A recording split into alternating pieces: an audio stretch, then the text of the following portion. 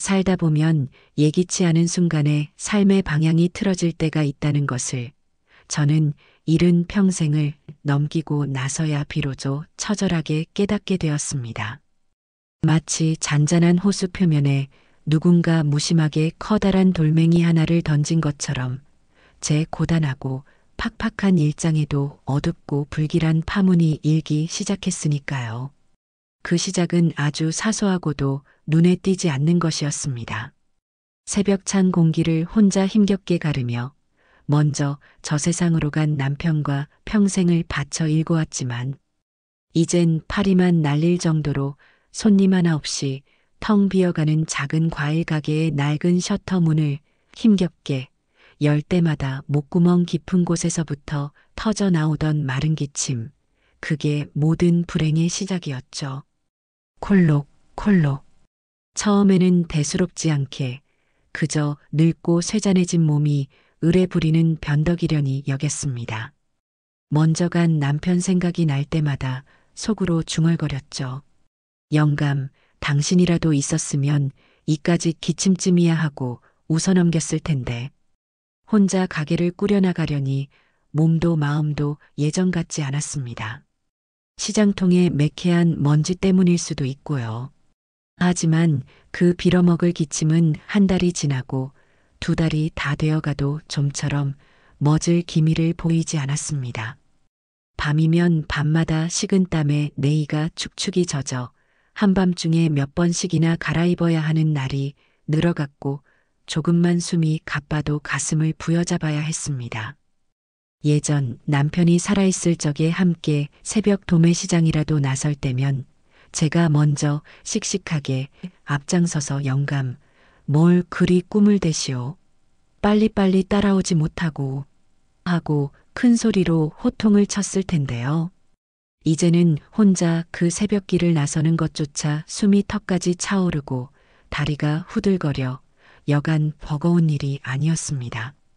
안색이 너무 안 좋으세요. 어디 편찮으신 거 아니에요? 병원이라도 한번 가보셔야 하는 거 아니에요? 어쩌다 단골로 찾아오는 마음씨 착한 새댁 손님이 제 파리한 얼굴을 걱정스럽게 살피며 물어올 때면 저는 애써 아무렇지도 않은 척 메마른 입가에 힘없는 웃음을 지으며 손사래를 쳤습니다. 아니에요, 새댁. 괜찮아요. 그냥 어젯밤에 잠을 좀 설쳤더니 그런가 봐요. 요즘 통 장사가 안 돼서 월세 걱정에 잠 못 이루는 날이 많아서 그래요. 이거 뭐 한 달 내내 죽어라 팔아봤자 월세 내고 나면 손에 쥐는 건 없고 오히려 마이너스일 때가 더 많으니 능숙하지만 힘없이 과일을 봉지에 담아 건네면서도 문득 뼈마디만 앙상하게 드러난 제 거칠어진 손등과 젊었을 적보다 훨씬 가늘어진 손목이 눈에 들어왔습니다. 젊었을 적 남편이 큰맘 먹고 장만해 주었던 낡은 금반지가 이제는 헐거워져 손가락 마디에서 허망하게 빙빙 도는 것을 느낄 때면 마음 한구석이 괜스레 시리고 허전해지곤 했어요. 내가 이렇게까지 약해졌나? 이러다 정말 큰일이라도 나는 건 아닌가? 인정하고 싶지 않은 두려운 현실이었죠. 먼지 쌓인 시장 좌판에 홀로 앉아 혹시나 찾아올까 싶은 손님을 하염없이 기다리는 동안에도 예전처럼 활기차게 목청을 돋우기가 어려웠습니다. 조금만 목소리를 높여도 목구멍에서부터 거칠고 탁한 쇳소리가 새어나왔고 이내 발작적인 기침이 쉴 새 없이 터져 나오기 일쑤였으니까요. 복래 씨 요새 영 안 좋아 보여. 얼굴도 반쪽이 다 됐고 그러다 큰 병이라도 얻으면 어쩌려고 그래. 병원이라도 한번 가보지 그래. 옆자리에서 나무를 파는 순자 씨가 보다 못해 진심으로 걱정스러운 얼굴로 한마디 건넸습니다. 그 양반도 저처럼 이 시장 바닥에서 평생을 보낸 터라 척 보면 척 제 상태가 예사롭지 않다는 것을 금방 알아차린 것이지요. 모료 언니, 괜찮아요. 그냥 늙어서 몸이 예전 같지 않아서 그래요. 좀 쉬면 괜찮아지겠지요. 저는 여전히 괜찮다는 말로 얼버무리며 둘러댔지만 속으로는 정말 이대로 괜찮은 걸까? 이러다 정말 돌이킬 수 없는 큰 병이라도 얻으면 어쩌나 하는 시커먼 불안감이 검은 파도처럼 제 마음을 덮쳐왔습니다. 밤에 차가운 방에 홀로 누워 가만히 귀 기울이면 제 가슴 속 어딘가에서 바람 빠지는 낡은 풍선 같은 쇳소리가 들리는 듯도 했어요. 더 이상 이렇게 외면하고 버틸 수만은 없다는 위기감이 들었습니다. 결국 며칠을 망설인 끝에 동네 작은 의원의 문을 두드렸습니다. 낡은 소파에 앉아 차례를 기다리는 동안 똑딱거리는 벽시계 소리가 유난히 크게 들려왔습니다. 제 이름이 불리고 진료실로 들어서자 희끗한 머리의 의사 선생님이 돋보기 안경 너머로 저를 찬찬히 뜯어보았습니다. 어디가 불편해서 오셨습니까, 할머님? 저는 그간의 증상들을 더듬더듬 이야기했습니다. 잦은 기침, 식은땀, 숨가쁨, 그리고 야윈 손목까지. 의사 선생님은 말없이 고개를 끄덕이며 제 가슴에 청진기를 대고 등을 두드려 보기도 했습니다. 이런저런 질문들이 오간 뒤 한동안 제 차트만 물끄러미 내려다보던 선생님이 입을 열었습니다. 아무래도 큰 병원에 한번 가보셔야겠습니다. 그 한마디가 마치 사형 선고처럼 제 귀에 박혔습니다. 심장이 쿵 하고 바닥으로 떨어지는 기분이었어요. 네, 큰 병원이요? 제가 그리 안 좋아 보입니까, 선생님? 목소리가 저도 모르게 떨려 나왔습니다. 정확한 건 검사를 해봐야 알겠지만 그냥 넘길 일은 아닌 것 같습니다. 제가 소견서 하나 써드릴 테니 종합병원으로 가보세요. 의사 선생님은 담담한 어조로 말하며 무언가를 종이에 적어 내려갔습니다. 하얀 종이 위에 까만 글씨로 적힌 진료 의뢰서라는 글자가 흐릿한 시야 속으로 들어왔습니다. 그걸 받아든 제 손이 파르르 떨리고 있다는 것을 그제야 깨달았습니다. 병원 문을 나서는데 다리에 힘이 풀려 휘청 하고 넘어질 뻔했어요. 간신히 벽을 짚고 서서 가쁜 숨을 몰아쉬었습니다. 집으로 돌아가는 발걸음은 천근만근 무거웠습니다. 버스 창밖으로 빠르게 스쳐 지나가는 풍경들이 마치 다른 세상의 이야기처럼 느껴졌죠. 만약에 정말 큰 병이면 어떡하지? 수술이라도 해야 하면 돈은 또 어쩌고 온갖 걱정들이 머릿속을 헤집고 다녔습니다. 평생 자식들 뒷바라지하느라 변변한 적금 하나 들어놓지 못한 제 자신이 한없이 초라하게 느껴졌습니다. 그래도 외아들 철수 그 녀석 하나는 번듯하게 키워냈다고 자부했는데 이런 모습을 보이기가 죽기보다 싫었습니다. 하지만 혼자 끙끙 앓는다고 해결될 일이 아니었죠. 저녁 무렵 저는 무거운 마음을 다잡고 아들네 집으로 향했습니다. 아파트 단지에 들어서자 어둠이 내리기 시작한 창문 너머로 하나둘 불빛이 새어나오고 있었습니다. 그중 하나가 제 아들 철순의 집이었죠. 초인종을 누르기 전 저는 잠시 망설였습니다. 어떤 표정으로 무슨 말부터 꺼내야 할까? 괜한 걱정을 끼치는 건 아닐까?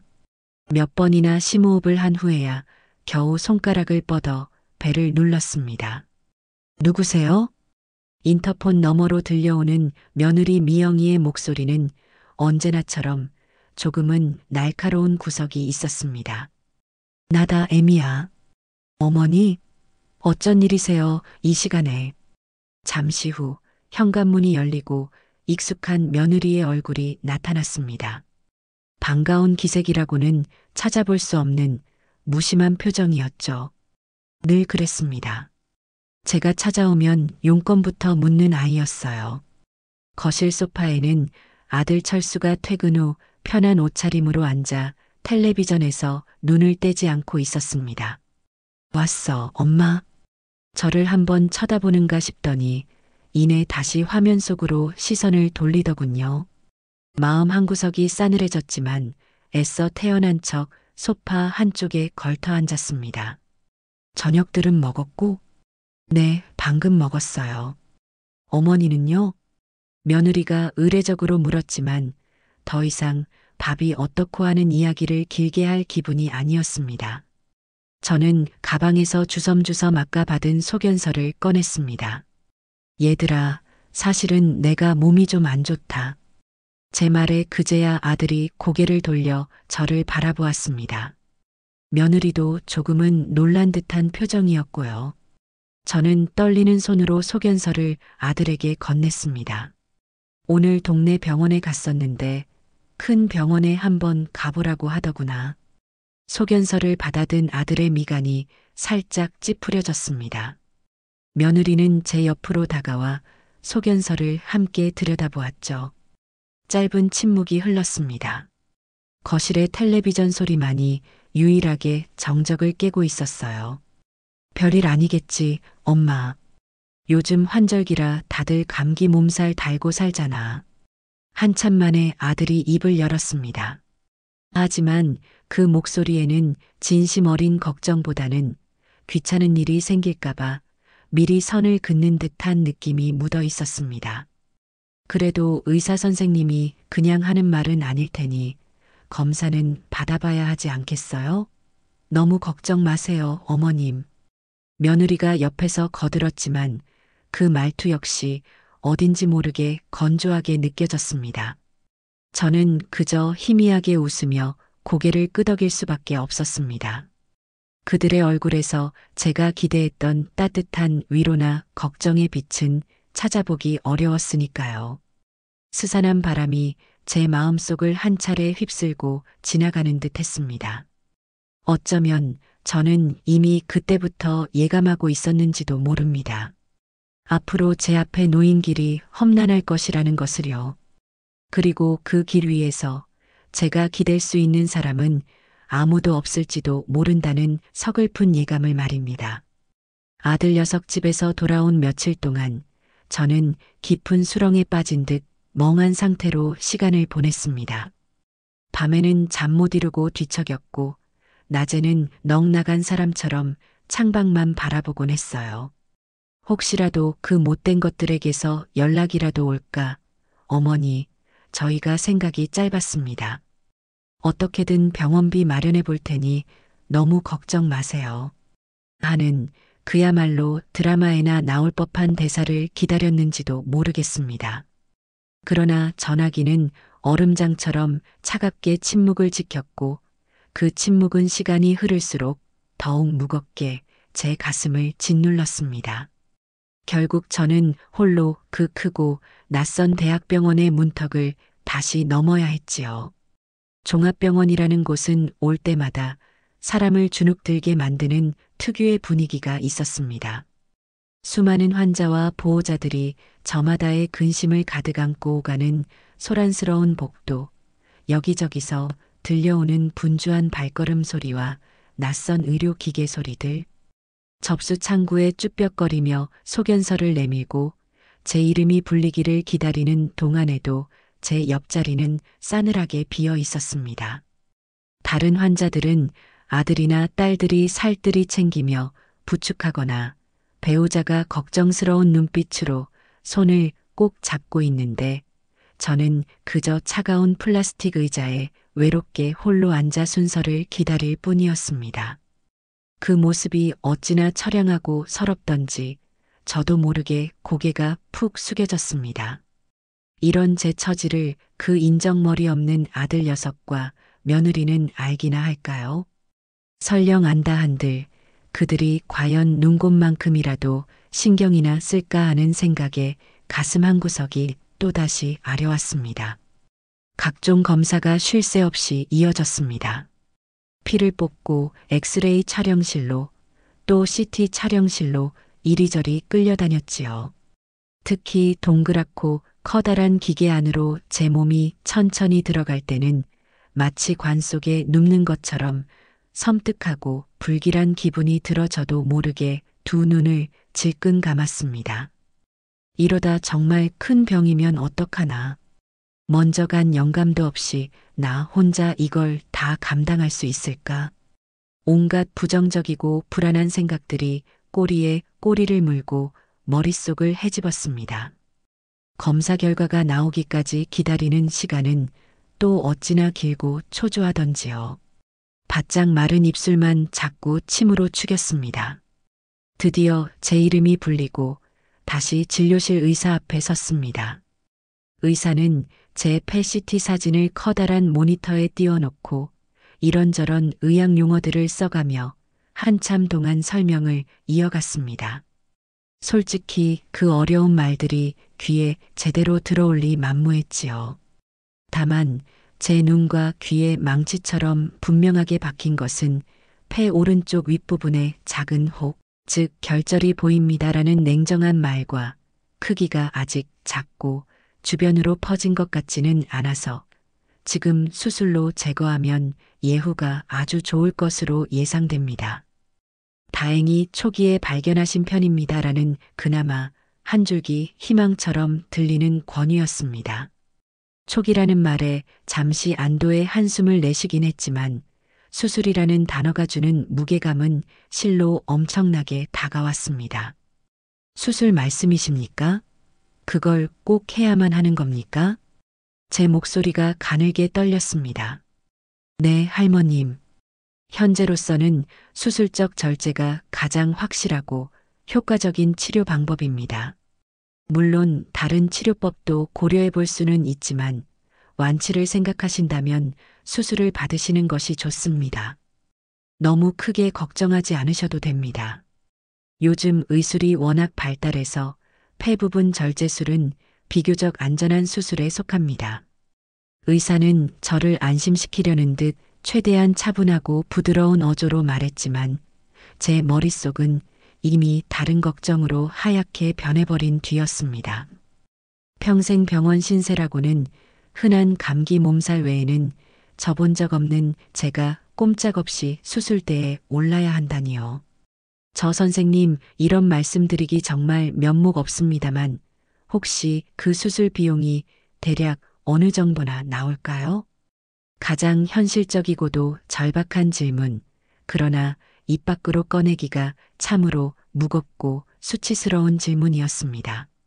의사는 잠시 컴퓨터 화면에서 눈을 떼고 제 얼굴을 물끄러미 바라보더니 이내 모니터로 시선을 돌려 무언가를 빠르게 확인하고는 입을 열었습니다. 글쎄요, 검사비와 입원비 그리고 수술비까지 모두 포함하면 대략 500만 원에서 600만 원 정도는 예상하셔야 할 겁니다. 물론 환자분의 상태나 수술 후 회복 과정에 따라 조금씩 변동이 생길 수는 있습니다. 500만 원, 아니 600만 원. 제 귀를 의심했습니다. 그 순간 눈앞이 아득해지는 것을 간신히 붙들었습니다.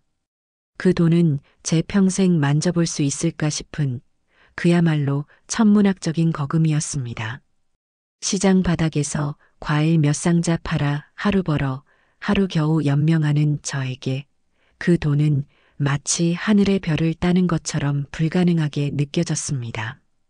의사에게는 힘없이 네, 알겠습니다라고 기어들어가는 목소리로 대답하고 진료실을 나왔지만 다리가 후들거려 제대로 걸을 수가 없었습니다. 복도 벽에 잠시 몸을 기대 가쁜 숨을 골랐습니다. 500만 원, 600만 원이라니 이 망할 놈의 돈을 대체 어디서 구한단 말인가. 눈앞이 캄캄했고 깊이를 알 수 없는 절망감이 검은 해일처럼 제 온몸을 덮쳐왔습니다. 그날 저녁 저는 도저히 혼자서는 이 엄청난 일을 감당할 수 없다는 생각에 마지막 남은 염치와 체면마저 내팽개치고 다시 아들 철수에게 전화를 걸었습니다. 병원에서 있었던 일, 의사의 진단과 수술 권유, 그리고 상상조차 할 수 없었던 엄청난 액수의 수술비 이야기까지 최대한 침착하게 설명하려 애썼지만 제 목소리는 자꾸만 불안하게 떨려 나왔고 때로는 울컥 치밀어 오르는 설움과 분노를 누르느라 말문이 턱턱 막히기도 했습니다. 그래서 말이다.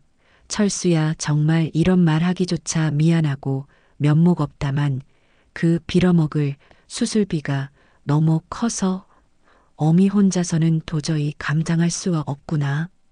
내가 어떻게든 단 얼마라도 좀 도와줄 수는 없을까? 한마디 한마디를 어렵사리 꺼낼 때마다 심장이 갈기갈기 찢어지는 것 같았습니다. 평생 자식에게 손 벌리지 않고 꼿꼿하게 살리라 다짐했던 제 자신이 너무나 초라하고 한심하게 느껴졌습니다. 하지만 당장 제 목숨이 경각에 달린 문제 앞에서 그런 얄팍한 자존심은 아무짝에도 쓸모없는 사치에 불과했지요. 수화기 저편에서는 한동안 아무런 대답이 없었습니다. 그 무거운 침묵의 시간이 제게는 마치 지옥의 영겁처럼 길고 고통스럽게 느껴졌습니다. 이윽고 아들 녀석의 깊은 한숨소리가 제 고막을 때렸습니다. 그 차가운 한숨소리에 제 심장은 바닥 없는 나락으로 곤두박질 치는 듯 했습니다. 하, 엄마, 그게 그렇게나 큰 돈이 들어? 500만 원씩이나? 아들 녀석의 목소리에는 진심 어린 걱정보다는 당혹감과 짜증, 그리고 어떻게든 이 상황을 피하고 싶어 하는 부담감이 역력했습니다. 일단은 엄마, 내가 어떻게든 알아보긴 할게. 근데 요즘 우리도 알잖아. 사정이 진짜 넉넉지 않아서 솔직히 확답은 못 주겠다. 아들은 그렇게 변명처럼 말하고는 마치 도망이라도 치듯 서둘러 전화를 끊었습니다.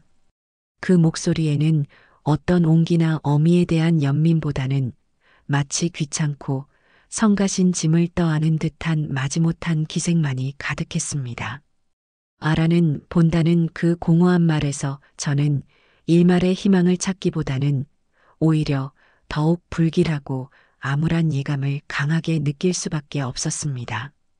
역시나 그 불길한 예감은 조금도 틀리지 않고 현실이 되었습니다. 며칠 뒤 저녁 식사를 함께 하자는 며느리의 연락을 받고 저는 무겁디 무거운 발걸음을 아들네 집으로 옮겼습니다. 아마도 그 망할 놈의 수술비 문제에 대한 그들의 최종 입장을 들을 수 있겠지요. 제발 제발 좋은 소식이기를. 어머니, 걱정 마세요. 저희가 어떻게든 해결해 드릴게요.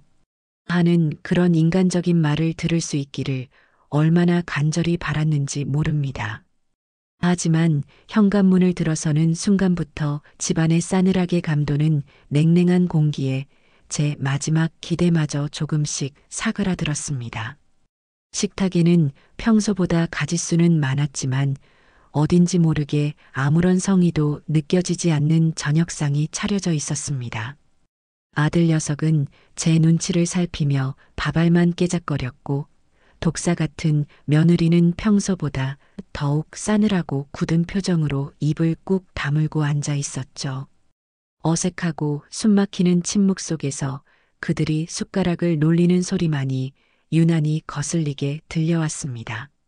저 철수야, 혹시 그 병원비 문제는 어떻게 좀 알아봤는지 궁금하구나. 결국 제가 먼저 그 지옥 같은 침묵을 깨고 어렵사리 입을 열었습니다. 숟가락을 내려놓은 아들 녀석은 며느리의 눈치를 한번 힐끗 살피더니 여전히 우물쭈물하며 말끝을 흐렸습니다. 그게 엄마, 우리도 나름대로 알아보긴 했는데 그 금액이 워낙 크다 보니까 좀 어렵네. 그때 기다렸다는 듯이 며느리가 아들의 말을 날카롭게 가로채며 나섰습니다. 그 목소리는 마치 잘 벼린 비수처럼 차갑고 단호했습니다. 어머님, 솔직히 말씀드릴게요. 저희 요즘 정말 죽을 맛이에요. 철수 씨 회사 사정도 예전 같지 않아서 월급도 확 줄었고 애들 학원비는 또 얼마나 많이 드는지 아세요? 거기에 매달 꼬박꼬박 나가는 대출금 이자까지 내고 나면 정말이지 남는 게 하나도 없어요. 그 말들은 마치 미리 수십 번은 연습이라도 한 것처럼 거침없이 술술 흘러나왔습니다. 저는 아무런 대꾸도 할 수 없었습니다. 그저 마른 침만 꿀꺽 삼키며 그들의 뻔뻔하고 인정머리 없는 얼굴을 번갈아 쳐다볼 뿐이었죠. 저희도 어머님 수술비 보태드리고 싶은 마음이야 왜 없겠어요. 하지만 지금 당장은 정말 저희 형편으로는 단돈 100만 원도 솔직히 무리예요. 까놓고 말해서 저희 먹고 살기도 빠듯한 실정이라고요. 며느리는 안타깝다는 듯한 가증스러운 표정을 지어 보였지만 그 독사 같은 눈빛에서는 어떤 진심이나 인간적인 연민도 찾아볼 수 없었습니다. 그저 이 귀찮고 부담스러운 상황에서 어떻게든 빨리 벗어나고 싶어 하는 이기적인 기색만이 역력했죠. 그녀의 말 한마디 한마디가 날카로운 가시가 되어 제 심장에 사정없이 날아와 박혔습니다. 죄송해요, 어머니. 이번에는 정말 저희 힘으로는 도저히 어려울 것 같아요.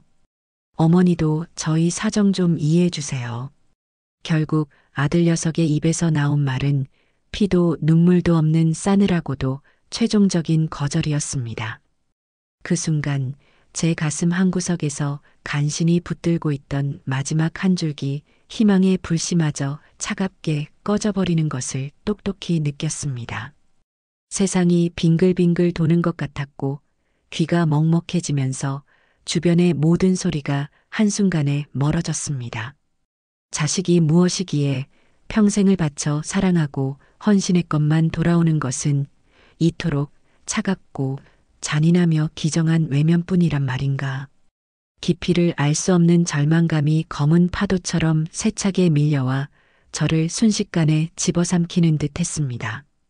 그날 밤 저는 아들네 집 현관문을 어떻게 나섰는지 집까지 어떻게 돌아왔는지조차 제대로 기억나지 않습니다. 다만 뼈를 애는 듯한 한겨울의 칼바람보다 더 차갑고 시린 것이 바로 금수만도 못한 자식놈의 외면이라는 것을 제 생애 처음으로 이토록 처절하고 뼈아프게 깨달았다는 것만은 분명히 기억하고 있습니다. 그 밤의 지독한 절망감은 제 영혼 깊숙이 영원히 지워지지 않을 깊고 시커먼 상처를 남겼습니다. 아들과 며느리에게 그토록 냉혈한 같은 거절을 당하고 돌아온 후 저는 며칠을 송장처럼 자리에 누워 앓았습니다. 육신의 병보다 마음의 병이 훨씬 더 깊고 극심하게 저를 괴롭혔던 탓이겠지요. 하나밖에 없는 자식에게 처참하게 버림받았다는 참담한 생각, 제 목숨값보다 그들 부부의 안락하고 이기적인 생활이 더 중요하다는 냉혹한 현실을 깨달았을 때의 처절한 절망감은 그 어떤 말로도 다 표현할 수 없을 정도였습니다.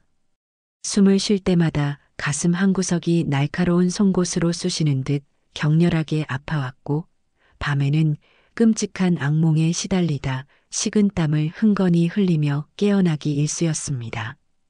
그럼에도 불구하고 어미 된 천륜이라는 것이 무엇인지 혹시나 그 못된 것들이 뒤늦게라도 제정신을 차리지 않을까 어머니 저희가 정말 죽을 죄를 지었습니다. 다시 한번 기회를 주십시오. 하며 눈물 콧물 다 쏟으며 용서를 구하러 찾아오지 않을까 하는 신라보다 가느다란 기대를 완전히 놓지는 못하고 있었습니다. 그것이 얼마나 어리석고 부질없는 미련이었는지를 깨닫기까지는 그리 오랜 시간이 걸리지 않았습니다. 그러던 어느 날이었습니다.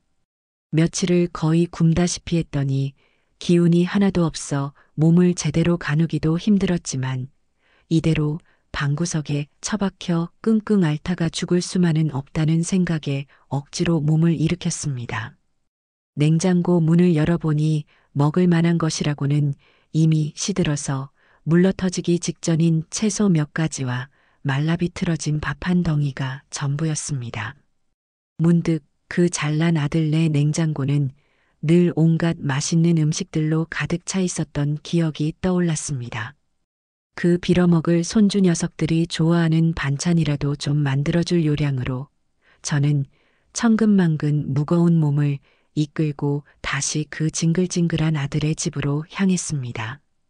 평소 같았으면 당연히 미리 연락을 하고 갔겠지만 그럴 기력도 없었고 왠지 모르게 그들이 사는 모습을, 제가 없는 그들의 뻔뻔하고 이기적인 일상을 한 번이라도 더 제 눈으로 똑똑히 확인하고 싶다는 이상한 오기가 발동하기도 했습니다. 아파트 입구에 다다르자 경비원이 저를 위아래로 훑어보며 이상한 눈초리로 쳐다보는 것 같아 괜히 고개를 더 숙였습니다. 엘리베이터를 기다리는 그 짧은 시간 동안에도 온갖 치욕스럽고 분한 상념이 머릿속을 어지럽게 스쳐 지나갔습니다. 내가 지금 여기서 대체 뭘 하고 있는 것인가? 저 짐승만도 못한 것들이 나를 반겨줄 리 만무한데. 하지만 이미 제 발걸음은 마치 홀린 사람처럼 그들의 집 현관문 앞에 멈춰 서 있었습니다. 초인종을 누르려다 문득 현관문이 손가락 한마디만큼이나 살짝 열려 있는 것을 발견했습니다. 아마도 환기를 시키려고 잠시 열어두었나 보다 그리 짐작하며 저는 조용히 문을 밀고 안으로 들어섰습니다. 신발을 벗고 거실로 들어서려는데 안방에서 두렁거리는 남녀의 목소리가 밖으로 새어나왔습니다. 자기야, 발리 가는 거 항공권이랑 호텔 예약 최종적으로 다 확인했지? 혹시라도 일정에 문제 생기면 진짜 짜증나니까 꼼꼼하게 다시 한번 체크해봐. 귀에 익은, 아니 이제는 혐오스럽기까지 한 며느리의 간사하고 앙칼진 목소리였습니다. 발리? 순간 제 귀를 의심했습니다. 제가 지금 헛것을 들은 것이겠지요. 응, 아까 오전에 내가 인터넷으로 싹 다 다시 한번 확인했어. 좌석도 창가 쪽으로 나란히 붙어 있는 걸로 잘 됐고, 호텔도 뭐랬더라? 오션뷰 스위트룸인가? 그걸로 예약 확정됐다고 메일 왔더라고. 아, 진짜 다음 주 출발인데 벌써부터 얼마나 설레는지 몰라. 자기도 알잖아. 내가 이번 프로젝트 때문에 얼마나 개고생했는지.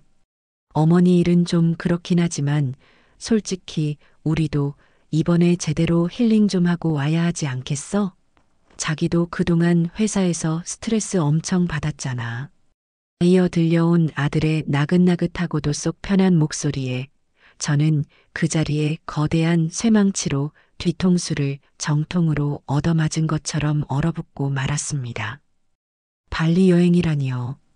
제 수술비 500만 원이 없어서 지금 당장 형편이 너무 어려워서 단돈 한 푼도 도와줄 수 없다고 그렇게나 매몰차고 냉정하게 저를 외면했던 바로 그 인간들이 불과 며칠 만에 수백만 원은 좋게 들여야 하는 해외여행을, 그것도 다음 주에 떠난다는 것이었습니다.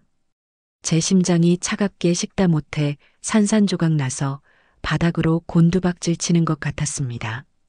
손에 간신히 들고 있던 낡은 시장 가방이 바닥으로 툭 떨어져 내용물이 와르르 쏟아졌지만 그것을 주울 생각조차 하지 못했습니다. 더 이상 그들의 파렴치하고 역겨운 대화를 듣고 있을 수가 없었습니다.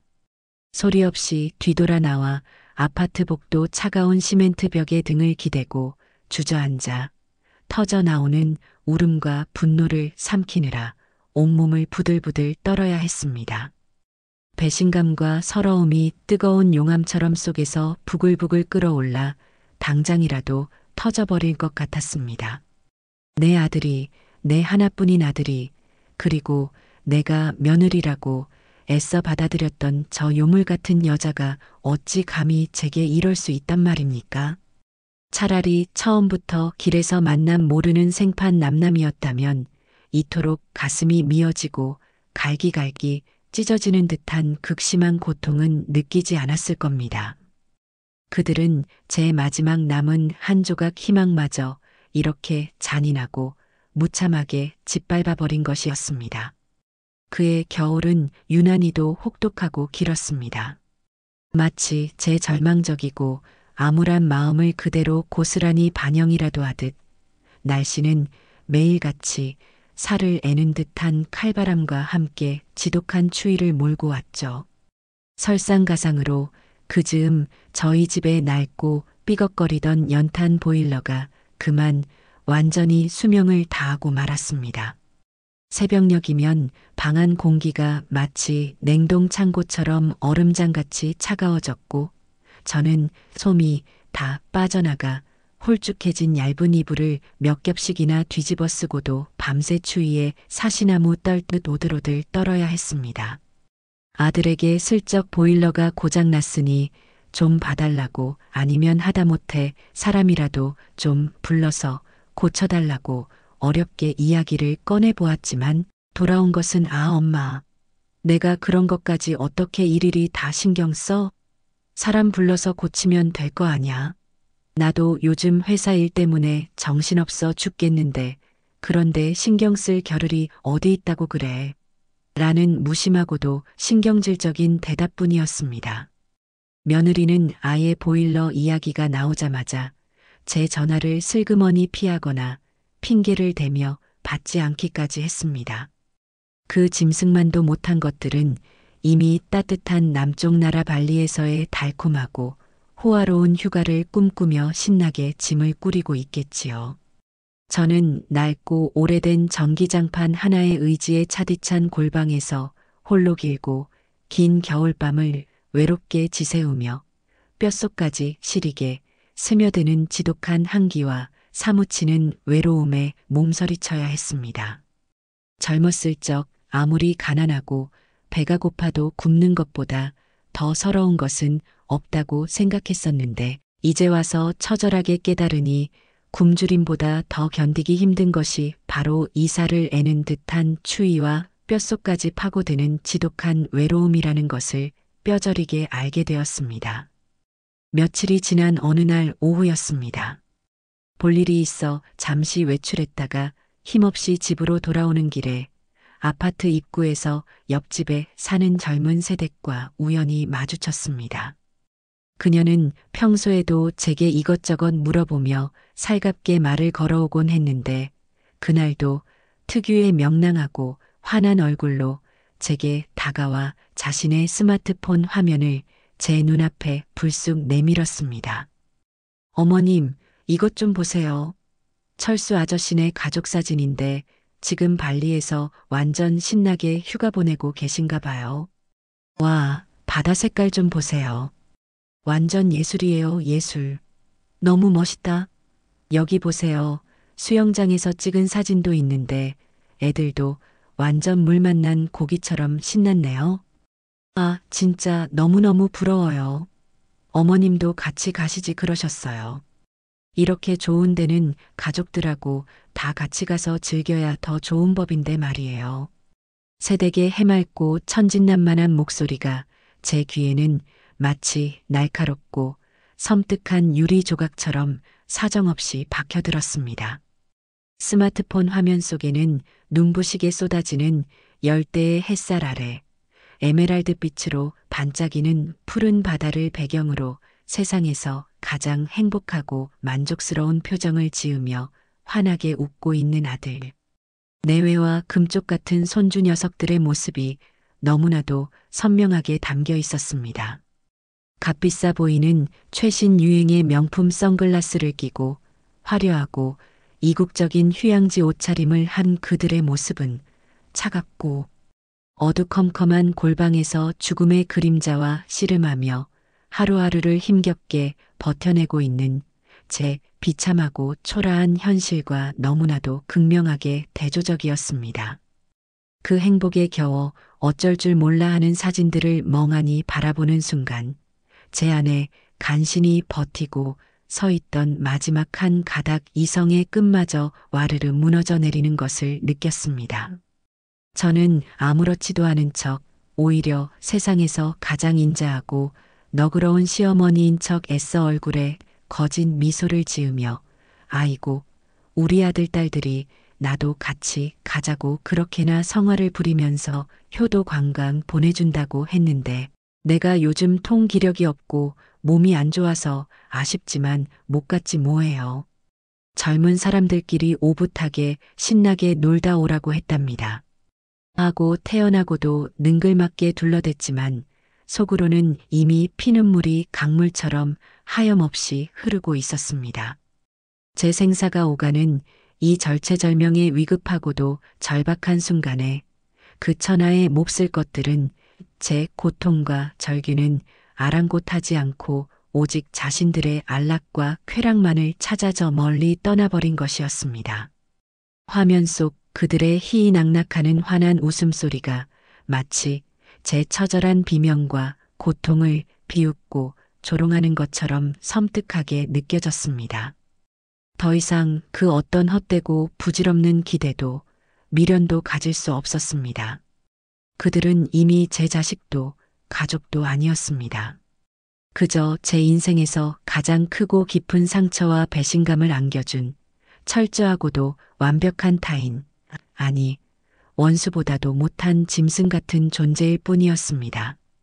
아들과 며느리에 대한 마지막 한 조각 기대마저 산산조각 나버린 후 저는 그야말로 망망대해에 홀로 표류하다 결국 침몰하기 직전의 난파선 선언과 같은 참담하고도 절망적인 심정이었습니다. 사방을 아무리 둘러보아도 의지할 곳 하나 없는 막막함과 깊이를 알 수 없는 칠흑 같은 절망감에 온몸이 마비되는 듯했지요. 하지만 이대로 무기력하게 주저앉아 죽음만을 기다릴 수는 없었습니다. 아직 제게는 먼저 저 세상으로 간 남편과의 피와 땀 그리고 눈물 어린 추억이 고스란히 깃들어 있는 이 작고 초라한 과일 가게도 있고 매일 아침 제 안부를 걱정하며 잊지 않고 찾아주는 몇몇 정 많고 따뜻한 단골 손님들도 있었습니다. 어떻게든 살아남아야 했습니다. 그래야 저를 이 지경으로 내몬 그 짐승만도 못한 것들에게 처절한 복수라도 할 기회가 생기지 않겠습니까? 그래서 저는 가느다란 신락 같은 지푸라기라도 잡는 절박하고도 처절한 심정으로 몇 안 되는 친척들에게 연락을 돌리기 시작했습니다. 사실 평소에 살갑게 왕래를 자주 했던 편은 아니었던 터라 빛이 바래고 가장자리가 해진 낡은 전화번호부를 뒤져가며 이제는 기억조차 희미해진 그들의 연락처를 하나하나 힘겹게 찾아내야 했죠. 수화기를 들고 그들의 번호를 누를 때마다 손가락이 사시나무 떨리듯 떨렸고 심장은 금방이라도 터져버릴 것처럼 불안하고 격렬하게 두근거렸습니다. 제 딱하고 기구한 사정을 구구절절 설명하고 결국에는 구차하게 돈을 빌려달라는 말을 꺼내는 것은 생각보다 훨씬 더 고통스럽고 치욕스러우며 비참한 일이었습니다. 목소리는 저도 모르게 한없이 기어들어갔고 이렇게 구차하고 궁색한 제 처지를 남에게 속속들이 드러내야 한다는 사실에 얼굴이 불덩이처럼 뜨겁게 달아올라 화끈거렸습니다. 하지만 어떻게든 살아야 한다는 살아남아서 이 지독한 억울함과 분노를 반드시 풀어야 한다는 단 하나의 강렬한 일념으로 얄팍한 염치와 구겨진 체면 따위는 잠시 접어두고 그들에게 간절히 도움을 청했습니다. 그러나 돌아오는 대답은 대부분 제가 이미 예상했던 그대로 싸늘하고도 가슴 시리도록 실망스러운 것들이었습니다. 여보세요? 아이고, 작은 어머니, 정말 오랜만이네요. 그런데 어쩐 일이세요? 이렇게 늦은 시간에?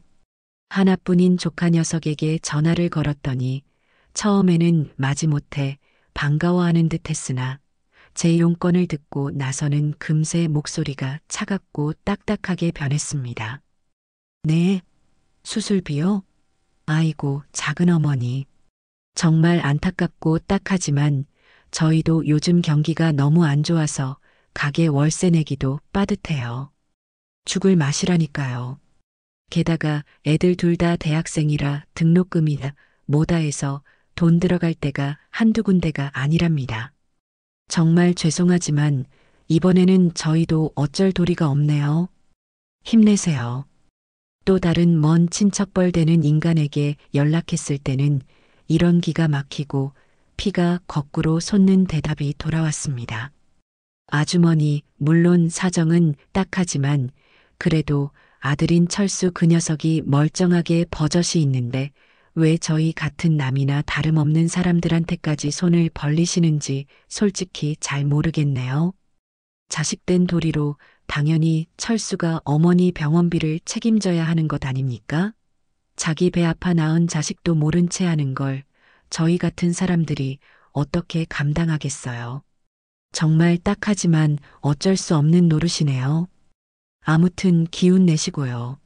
어떤 인간은 마치 제가 무슨 파렴치한 죄라도 지은 사람처럼 저를 나무라고 훈계하는 듯한 말투로 이야기했고, 또 어떤 인간은 처음에는 진심으로 안타까워하며 위로의 말을 건네는 척했지만 결국에는 이런저런 현실적이고 구차한 핑계를 둘러대며 정중하지만 단호하게 거절의 뜻을 비쳤습니다. 심지어 어떤 인간은 제 전화번호를 알아보고는 아예 받지도 않거나 지금 몹시 바쁘다는 핑계로 황급히 전화를 끊어버리기도 했습니다. 비는 물보다 진하다는 그 흔하고도 당연한 옛말은 적어도 제게는 전혀 해당되지 않는 그저 허울 좋고 위선적인 구호에 불과한 모양이었습니다. 하긴 제 배 아파 낳은 친자식에게조차 이토록 처절하고 비참하게 외면당한 마당에 그깟 일가 친척이라고 한들 그 누가 선뜻 제게 따뜻한 도움의 손길을 내밀어 줄 수 있으리라 기대했던 제가 너무나 어리석고 순진했던 것이겠지요. 몇 번의 가슴 찢어지는 통화 끝에 저는 더 이상 이 넓고 넓은 세상 그 누구에게도 기댈 수 없다는 냉혹하고도 처절한 현실만을 뼈저리게 깨달았습니다. 마치 깊고 어두컴컴한 심해 속으로 끝없이 가라앉는 듯한 그런 지독한 고독감과 처절한 무력감이 제 온몸을 차갑게 휘감았습니다. 결국 제가 마지막으로 기댈 곳은 오직 제 자신밖에 없다는 것을 절감하고 저는 장롱 가장 깊숙한 안쪽 낡고 해진 옷가지들 밑에 수십 년 동안이나 고이 숨겨두었던 빈바랜 나무 상자 하나를 떨리는 손으로 꺼냈습니다. 그 안에는 제가 젊었을 적부터 시장 바닥에서 온갖 굳은 일을 마다 않고 과일 행상을 하며 한 푼, 두 푼 피땀 흘려 고생스럽게 아껴 모은 쌈짓돈이 담긴 낡고 손때 묻은 통장이 들어 있었죠. 그 통장에는 단순히 돈의 액수만이 아니라 제 피와 땀 그리고 웃음과 눈물로 얼룩진 기나긴 세월의 희로애락이 고스란히 담겨 있었습니다.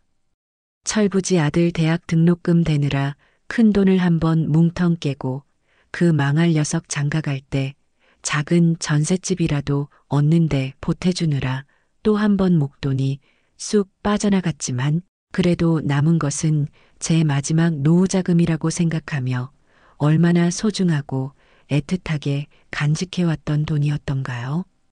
떨리는 손으로 통장을 펼쳐 잔액을 확인했을 때 제 눈에는 깊고 어두운 절망의 빛이 가득 어렸습니다. 고작 200만 원 남짓, 터무니없이 부족한 금액이었습니다.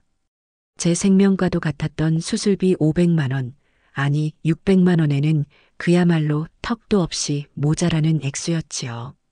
그 돈으로는 이것저것 자질구레한 검사비와 며칠간의 입원비 일부를 제하고 나면 아무것도 남지 않을 것이 불보다 뻔했습니다.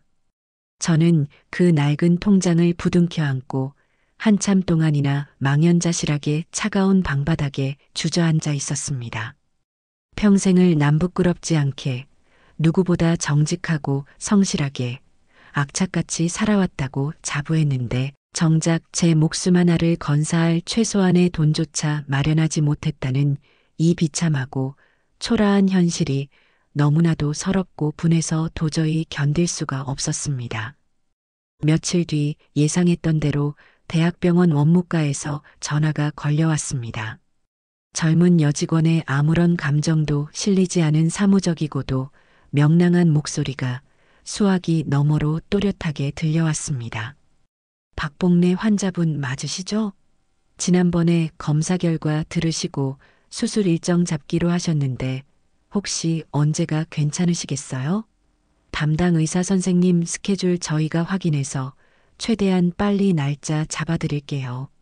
저는 차마 돈이 없어서 수술을 받을 수 없다는 그 치욕스러운 말을 입 밖으로 꺼낼 수가 없었습니다.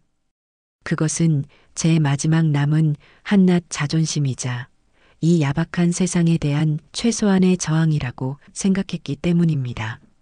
아, 네. 저 그런데 제가 갑자기 아주 급한 개인적인 일이 좀 생겨서요. 그리고 아직 몸 상태도 수술을 바로 받을 만큼 좋지가 않아서요. 정말 죄송하지만 며칠 뒤에 제가 다시 병원으로 직접 연락드려도 괜찮을까요? 네, 그러세요, 환자분. 너무 늦지 않게만 연락 주시면 감사하겠습니다. 그럼 저희 쪽에서는 기다리고 있겠습니다. 그렇게 힘겹게 둘러대며 전화를 끊고 나서 저는 한참 동안이나 멍하니 수화기를 내려놓지 못했습니다. 결국 이렇게 모든 것을 포기하고 죽음을 기다려야 하는 것인가? 이 지긋지긋하고 고통스러운 기침과 숨막히는 숨가쁨을 평생 안고 살아가야 하는 것인가?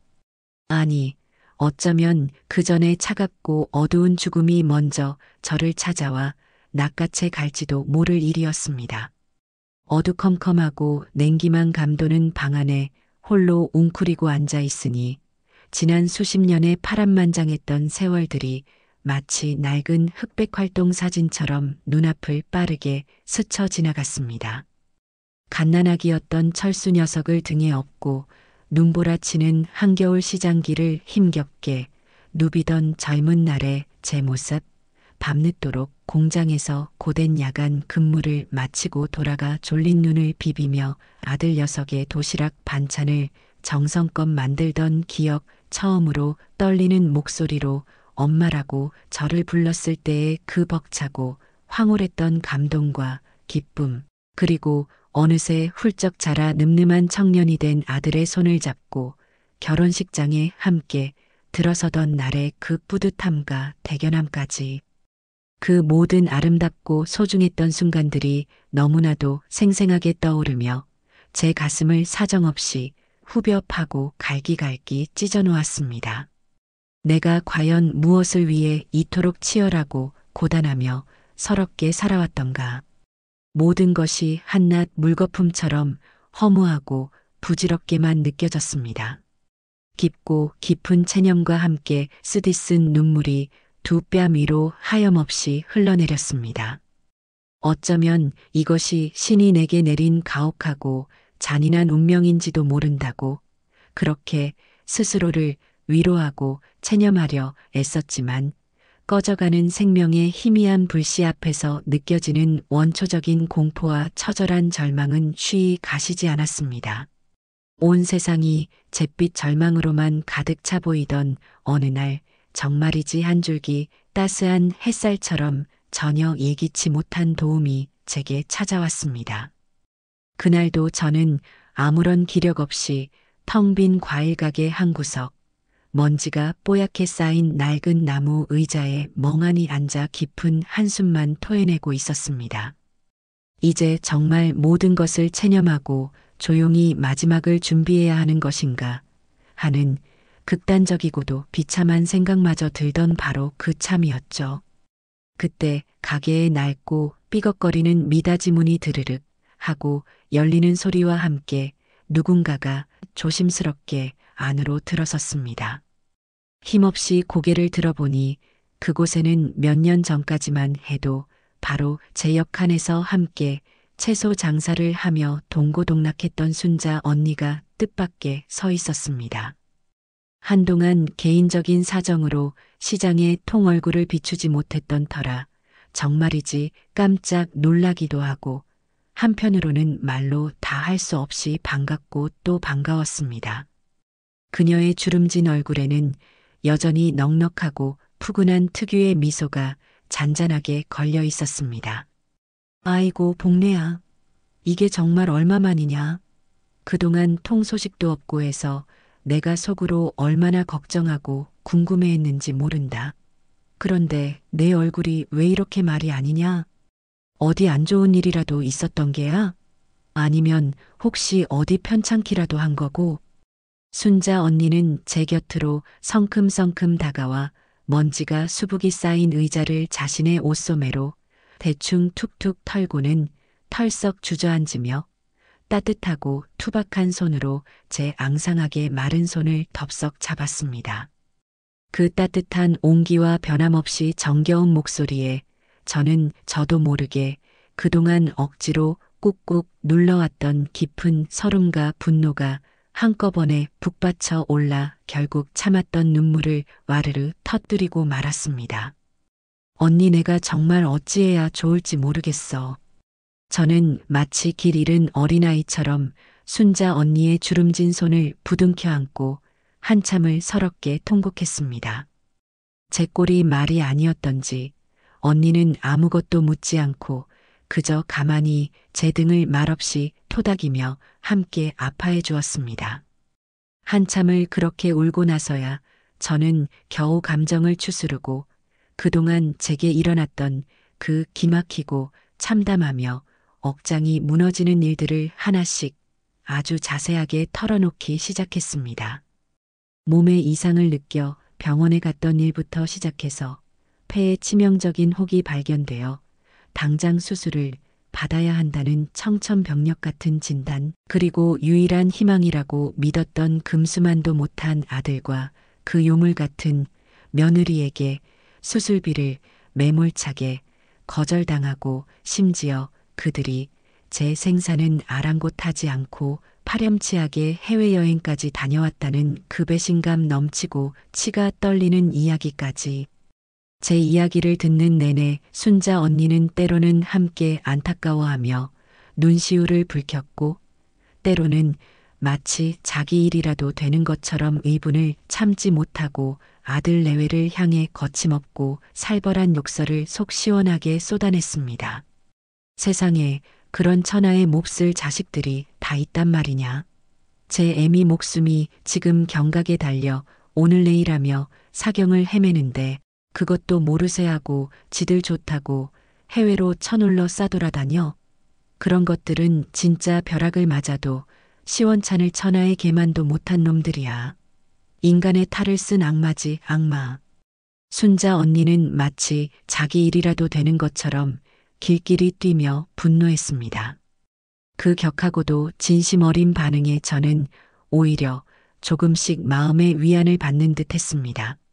온 세상이 나를 버리고 외면한 것 같았는데 이렇게 내 편이 되어 내 억울하고 아픈 사연에 진심으로 공감해주고 함께 분노해주는 사람이 단 한 명이라도 있다는 사실만으로도 얼마나 큰 힘이 되고 깊은 위로가 되었는지 모릅니다. 복내야, 이제 아무 걱정하지 마라. 내가 어떻게든 그 빌어먹을 수술비 반드시 마련해 볼 테니까 너는 절대 희망 잃지 말고 우선 몸부터 잘 챙겨야 한다. 너 이렇게 아까운 목숨, 그 억울함을 풀지도 못하고 허망하게 죽게 내버려 둘 수는 절대 없지. 언니의 그 단호하고도 힘있는 한마디에 저는 깜짝 놀라 고개를 번쩍 들었습니다. 언니, 그게 무슨 말이야. 언니 형편도 넉넉지 않다는 거 내가 누구보다 잘 아는데 어떻게 그런 엄청난 큰 돈을 나 때문에 언니까지 괜히 힘들게 할 수는 없어. 그건 정말 아니야. 시끄럽다, 이 사람아. 지금 내가 내 걱정할 때냐. 상황 파악도 못하고 돈이야 있다가도 없고 없다가도 또 생기는 게 바로 돈이다. 하지만 사람 목숨은 단 하나뿐이고 한 번 가면 그걸로 영원히 끝이야. 내가 내 옆 가게에서 장사하면서 너한테 알게 모르게 신세진 게 한두 번이 아니야. 그때마다 내가 얼마나 나를 따뜻하게 챙겨주고 위로해줬는데 이번에는 내가 너한테 그동안 진 빚 제대로 갚을 차례다. 순자 언니는 제 어떤 간곡한 만류도 한사코 듣지 않고 막무가내였습니다. 그리고 정말 며칠 뒤 언니는 제 손에 두툼한 돈 봉투 하나를 쥐어주었습니다. 자그마치 500만 원이라는 제게는 꺼져가던 생명의 불씨를 되살릴 수 있는 실로 엄청난 거금이었습니다. 떨리는 손으로 돈 봉투를 받아들고 어찌된 영문인지 묻자 언니는 그저 멋쩍게 웃으며 말했습니다. 당신이 유일한 재산으로 가지고 있던 작은 빌라를 은행에 담보로 잡히고 급하게 대출을 받았다고요. 저는 그 엄청나고도 믿기지 않는 사실에 너무나 놀랍고 황송하며 송구스러워서 차마 그 돈을 받을 수가 없었습니다. 그래서 몇 번이고 울먹이며 간곡하게 거절했지만 언니는 이 돈으로 너는 무조건 수술받고 반드시 건강 되찾아야 한다. 그게 내가 내게 진 빚을 제대로 그리고 확실하게 갚는 유일한 길이다. 내 말 알겠냐? 라며 제 손에 억지로 돈 봉투를 쥐어주고는 마치 도망이라도 치듯 황급히 가게를 나섰습니다. 저는 언니의 그 넓고 따뜻하며 강인한 뒷모습을 하염없이 바라보며 뜨거운 감사의 눈물만 흘렸습니다. 피 한 방울 섞이지 않은 그저 시장 바닥에서 몇 년 함께 장사했던 인연뿐인 남인데도 저를 위해 이토록 크나큰 희생과 위험을 선뜻 감수해 주다니요. 그 따뜻하고도 숭고한 인간적인 온정에 제 얼음장처럼 차갑게 얼어붙었던 마음이 아주 조금씩 녹아내리는 것을 느꼈습니다. 세상은 아직 완전히 썩지는 않았구나. 아직은 살아볼 만한 곳이라는 아주 작은 희망의 불씨가 제 가슴 속에서 다시금 힘겹게 타오르기 시작하는 듯 했습니다. 순자 언니의 그 고귀하고도 헌신적인 도움 덕분에 저는 마침내 병원에 입원하여 그토록 절실했던 폐 수술을 무사히 받을 수 있었습니다. 수술은 다행히 성공적으로 끝났고 며칠간의 고통스럽고 힘겨운 입원 치료 기간을 거쳐 저는 조금씩 건강을 회복해 갔습니다. 창백하고 싸늘한 병실 침대에 홀로 누워 하얀 병원 천장을 하염없이 바라보고 있노라니 정말이지 만감이 교차했습니다.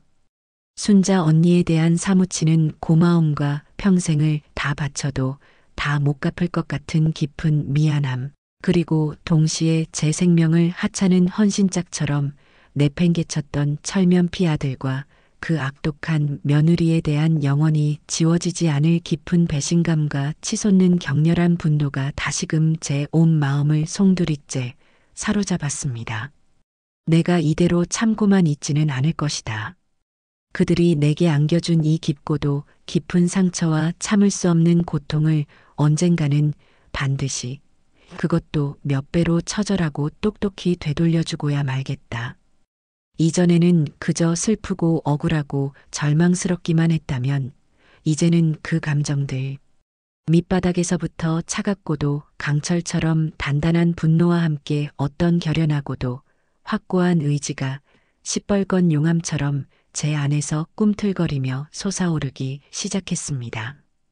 그래, 그 집. 철수 녀석 내외가 아무런 죄책감도 없이 뻔뻔하게 살고 있는 바로 그 집은 원래 내 것이다.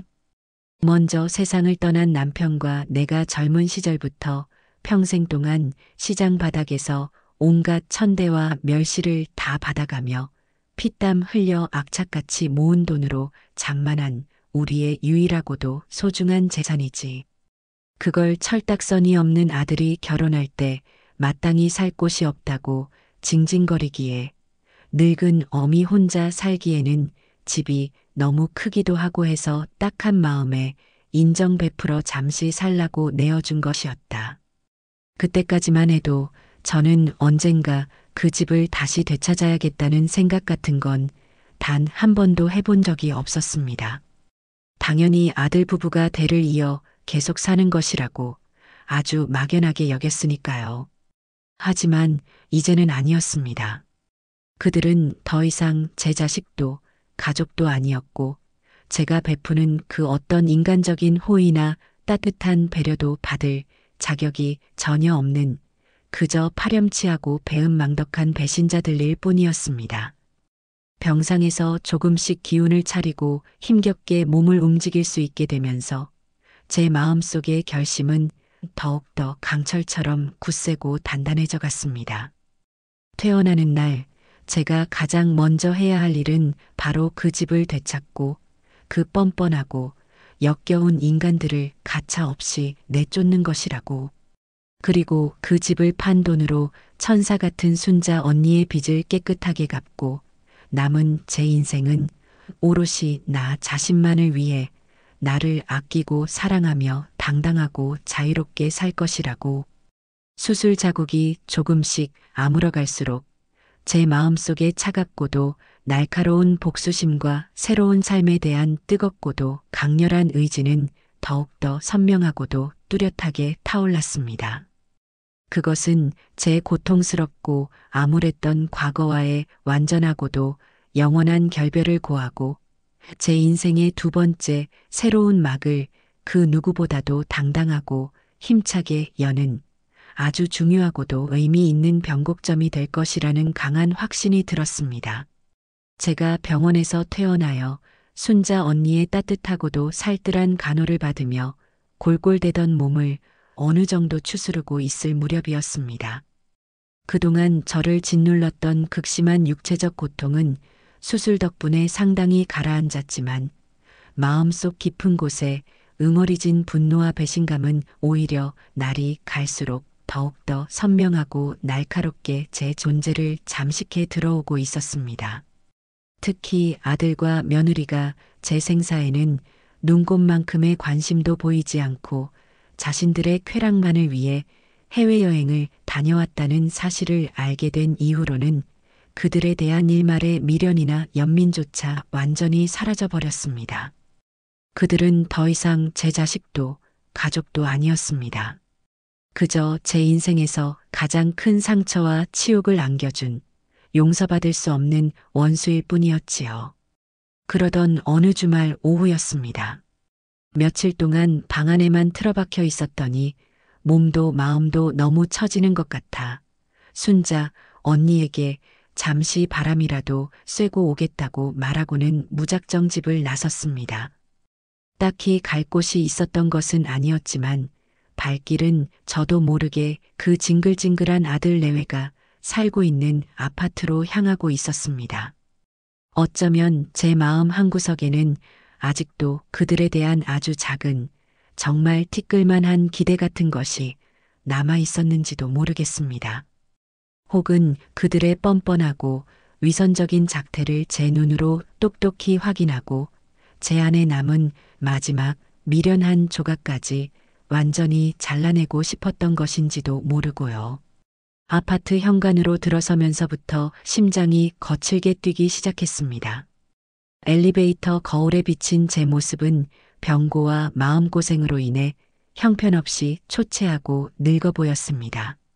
내가 누구 때문에 이 꼴이 되었는데 속에서 울컥하고 뜨거운 것이 치밀어 올랐습니다. 그들의 집 현관문 앞에 서서 초인종을 누르려다 문득 안에서 희미하게 사람 말소리가 새어나오는 것을 들었습니다. 저는 잠시 망설이다가 아주 조심스럽게 문에 귀를 기울였습니다. 자기야, 빨리 준비 안 해?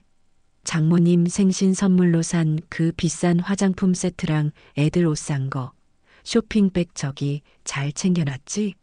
이따가 차에 실을 때 빠뜨리면 안 돼. 오늘 장인어른 장모님한테 점수 좀 팍팍 따야 하니까 정신 똑바로 차리라고. 그것은 분명 아들의 목소리였습니다. 이어 며느리의 앙칼지고도 교태 섞인 목소리가 들려왔습니다. 알았어, 알았다고. 뭘 그렇게 닭다리야? 당신이야말로 오늘 우리 엄마 아빠한테 잘 보여야지. 저번에 당신 실수해서 우리 아빠한테 찍힌 거 아직도 몰라? 아무튼 오늘 저녁 식사 때 괜히 이상한 소리에서 분위기 망치지 말고 알아서 처신 잘해. 안 그러면 국물도 없을 줄 알아. 그들의 대화를 듣는 순간 저는 마치 머리 꼭대기부터 발끝까지 차가운 얼음물을 뒤집어 쓴 것처럼 온몸이 싸늘하게 굳어버렸습니다. 장모 생신 선물, 비싼 화장품 세트, 애들 옷, 그리고 장인, 장모에게 점수를 따기 위한 저녁 식사? 제 수술비 500만 원이 없어서 단돈 100만 원도 도와줄 형편이 안 된다고 그렇게나 눈물까지 글썽이며 매몰차게 저를 외면했던 바로 그 인간들이었습니다. 그런데 이제 와서 저렇게 수십만 원, 아니 어쩌면 수백만 원은 좋게 되어 보이는 쇼핑백들을 챙겨들고 며느리의 친정에 가서 아양을 떨고 환심을 사려 하다니요. 이것은 단순한 배신을 넘어선 인간으로서의 최소한의 도리마저 저버린 파렴치하고도 악랄한 기만이었습니다. 제 안에서 무언가가 뚝 하고 끊어지는 소리가 들리는 듯 했습니다. 더 이상 참을 수가 없었습니다. 저는 그대로 현관문 손잡이를 거칠게 돌려 문을 활짝 열어젖히고 안으로 성큼성큼 들어섰습니다. 갑작스러운 제 등장에 거실에서 값비싸 보이는 쇼핑백들을 점검하며 부산하게 움직이던 아들과 며느리는 그야말로 기겁을 하며 그 자리에 못 박힌 듯 굳어버렸습니다. 그들의 눈은 공포와 당혹감으로 토끼처럼 커졌고 입은 금방이라도 바닥에 떨어질 것처럼 떡 벌어졌습니다. 특히 며느리는 손에 들고 있던 화려한 쇼핑백을 바닥에 떨어뜨리면서까지 경악을 금치 못하는 표정이었습니다. 어머니가 여긴 어쩐 일이세요? 연락도 없이 갑자기. 아들이 당황해서 말을 더듬으며 제 눈치를 살폈습니다. 며느리 역시 금세 표정을 수습하고는 아무렇지도 않은 척 오히려 제가 불청객이라도 되는 것처럼 쌀쌀맞게 쏘아붙였습니다. 어머님 오시기 전에 미리 연락이라도 좀 주시지 그러셨어요. 저희 지금 막 친정 부모님 생신이라 저녁 먹으러 나가려던 참이었는데 바빠 죽겠는데 이렇게 갑자기 들이닥치시면 어떡해요? 그년의 그 뻔뻔하고도 않아 무인격인 태도에 저는 더 이상 이성의 끈을 붙잡고 있을 수가 없었습니다. 제 마음속에 들끓던 분노가 마침내 활화산처럼 폭발하고 만 것이었습니다. 저는 그들을 싸늘하게 쏘아보며 제 평생 단 한 번도 내본 적 없는 차갑고도 단호한 목소리로 입을 열었습니다. 너희들 지금 당장 내 집에서 그 더러운 짐 싸서 나가라. 제 말은 마치 얼음 송곳처럼 날카롭고도 냉정했습니다. 방금 전까지 시끄럽게 떠들어대던 거실의 공기가 순식간에 살얼음판처럼 싸늘하게 얼어붙었습니다. 제 선언이 끝나기가 무섭게 아들과 며느리의 얼굴은 그야말로 잿빛으로 변해버렸습니다. 그들의 눈에는 믿을 수 없다는 극도의 공포와 함께 자신들의 안락한 생활이 송두리째 무너질지도 모른다는 절박한 위기감이 어렸습니다. 잠시 동안 거실에는 숨막히는 정적만이 무겁게 감돌았습니다. 그 정적을 먼저 깬 것은 역시나 독사 같은 며느리였습니다. 네, 어머님, 지금 그게 갑자기 무슨 해괴망측한 말씀이세요? 집을 나가라니요? 여기가 어머님 집이긴 하지만 엄연히 저희가 살고 있는 저희 집이기도 하잖아요. 그런데 다짜고짜 나가라니 그게 말이나 되는 소리예요? 그녀의 목소리는 처음에는 당혹감으로 가늘게 떨리는 듯했지만 이내 분노와 적개심으로 가득 차 날카롭고 앙칼지게 변해갔습니다. 그래, 여기가 내 집이니 내 마음대로 하겠다는데 내년이 지금 내게 토라도 달겠다는 것이냐? 그리고 여기가 내년 집이기도 하다고? 지나가던 개가 웃을 소리 하지 마라. 이 집은 등기부등본에도 엄연히 내 이름 석자가 박혀 있는 내 피와 땀으로 이룬 내 재산이다. 내년들은 그저 잠시 내 호의로 몸만 붙여 살고 있었던 주제에 감히 어디서 여기가 내년들 집이라는 망발을 짓거리느냐. 저는 조금도 동요하지 않고 오히려 더욱더 싸늘하고 매섭게 쏘아붙였습니다. 제 섯을 퍼런 기세에 며느리는 잠시 움찔하는 듯 했지만 이내 다시 얼굴이 시뻘개져서 악을 쓰듯 발악하기 시작했습니다. 아니, 어머님, 저희더러 그럼 지금 당장 길바닥에 나앉으라는 말씀이세요? 아무리 그래도 그렇지. 어떻게 저희한테 한마디 상의도 없이 그런 엄청난 결정을 일방적으로 하실 수가 있어요. 저희는 이제 어디로 가서 살라는 거예요? 네, 대답 좀 해보세요. 며느리는 금세 눈가에 눈물까지 그렁그렁 매달고는 마치 자신이 세상에서 가장 억울하고 불쌍한 피해자라도 되는 것처럼 길길이 날뛰며 울부짖었습니다. 아들 역시 그제야 사태의 심각성을 제대로 깨달았는지 하얗게 질린 얼굴로 제 앞에 무릎까지 꿇고 앉아 바짓가랑이라도 붙잡을 기세로 처절하게 매달리며 애원했습니다. 엄마, 엄마, 제발 진정하고 다시 한번 생각해봐. 응? 우리가 정말 다 잘못했어. 엄마한테 그렇게 모질게 굴었던 거 1000번이고 10,000번이고 다 우리 잘못이야. 그러니까 제발 용서해줘, 엄마. 갑자기 이렇게 집을 나가라고 하면 우린 정말 갈 데가 없어. 어린 손주들 생각해서라도 제발, 제발 한 번만 봐줘, 엄마. 네. 그들의 그 가증스럽고도 역겨운 위선과 파렴치한 연극을 보고 있자니 오히려 제 마음은 더욱더 강철처럼 차분해지고 냉정해지는 것을 느꼈습니다. 저는 자리에서 일어나 싸늘하게 그들을 내려다보며 마치 사형 선고를 내리듯 마지막 통첩을 날렸습니다. 길바닥에 나앉든 어디 다리 밑으로 기어들어가든 그건 너희들 사정이고 이제는 내가 알 바 아니다. 내가 너희들에게 줄 수 있는 마지막 자비이자 시간은 딱 한 달이다. 오늘부터 정확히 한 달 안에 이 집에서 내 놈들의 그 더러운 짐짝들을 하나도 남김없이 깨끗하게 싸서 당장 꺼져라.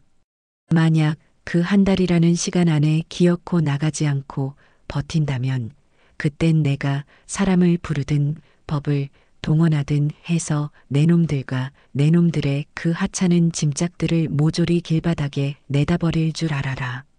내 말 결코 허투루 듣지 않는 것이 내 놈들 신상에 좋을 것이다.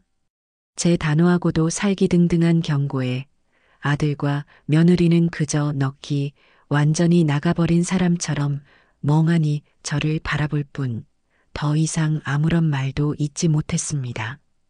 그들의 파랗게 질린 얼굴에는 깊은 충격과 극도의 공포, 그리고 믿을 수 없다는 처절한 절망감만이 가득했습니다. 저는 더 이상 그들의 그 추하고도 혐오스러운 얼굴을 마주하고 싶지 않아 싸늘하게 등을 돌려 그 지옥 같은 집을 나섰습니다. 뒤에서는 한동안 그들의 처절한 울부짖음과 저를 향한 원망 섞인 악다구니, 그리고 물건을 집어던지는 듯한 요란한 소리가 어렴풋이 들려왔지만 저는 단 한 번도 뒤돌아보지 않았습니다. 이것은 그들이 스스로 자초한 너무나도 당연한 업보이자 처절한 인과응보였으니까요.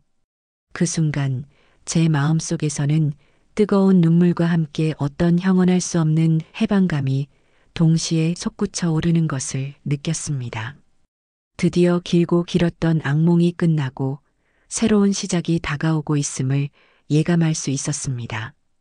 그 지옥 같던 아들의 집에서 그들에게 한 달이라는 퇴거 시한을 폭탄처럼 던져주고 돌아온 다음 날, 저는 단 한순간의 망설임이나 주저함도 없이 곧바로 동네에서 가장 크고 신뢰할 만하다는 부동산 중개소로 향했습니다.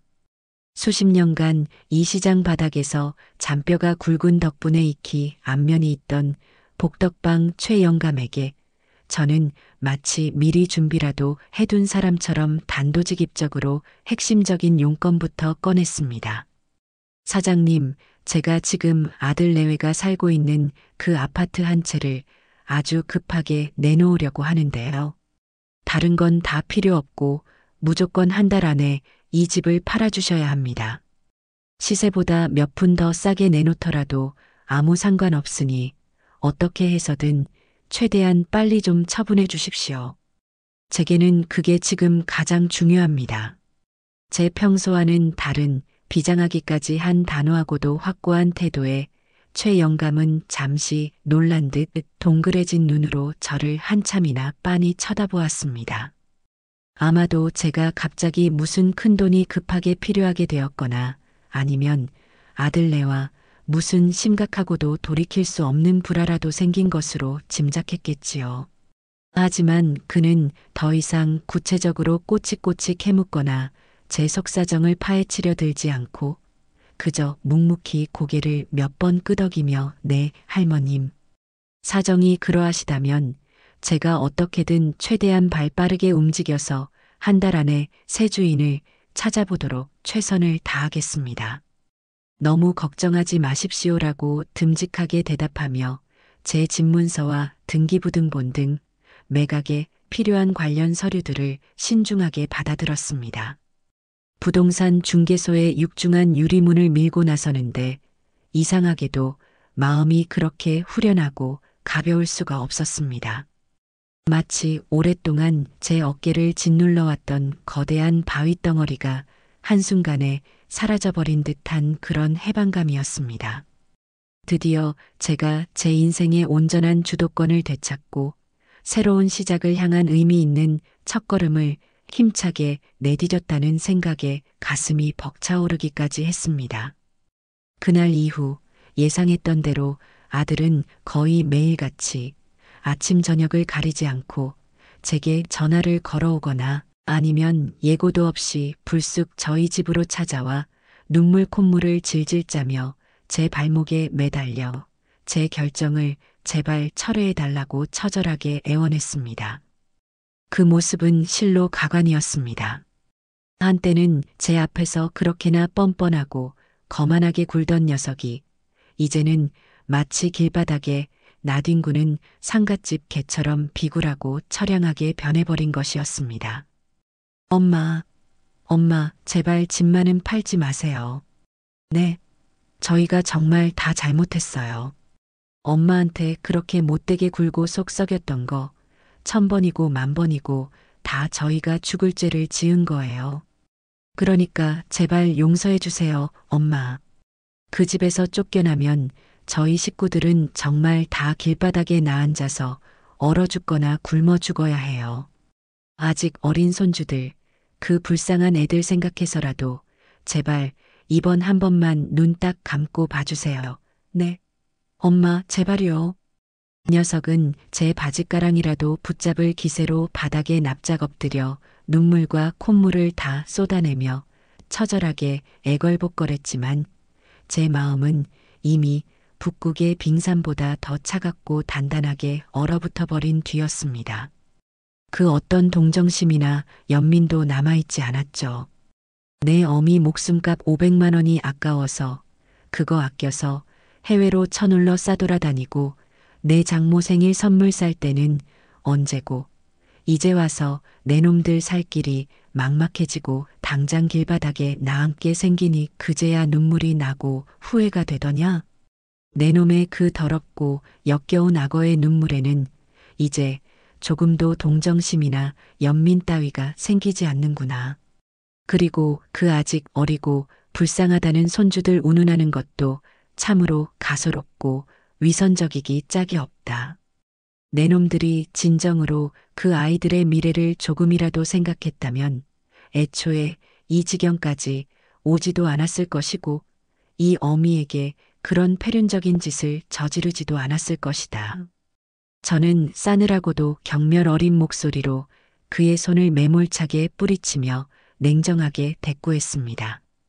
제 싸늘하고도 단호한 반응에 아들은 더욱더 깊은 절망감에 휩싸여 바닥에 주저앉아 어린아이처럼 목 놓아 통곡했지만 저는 눈 하나 깜짝하지 않았습니다.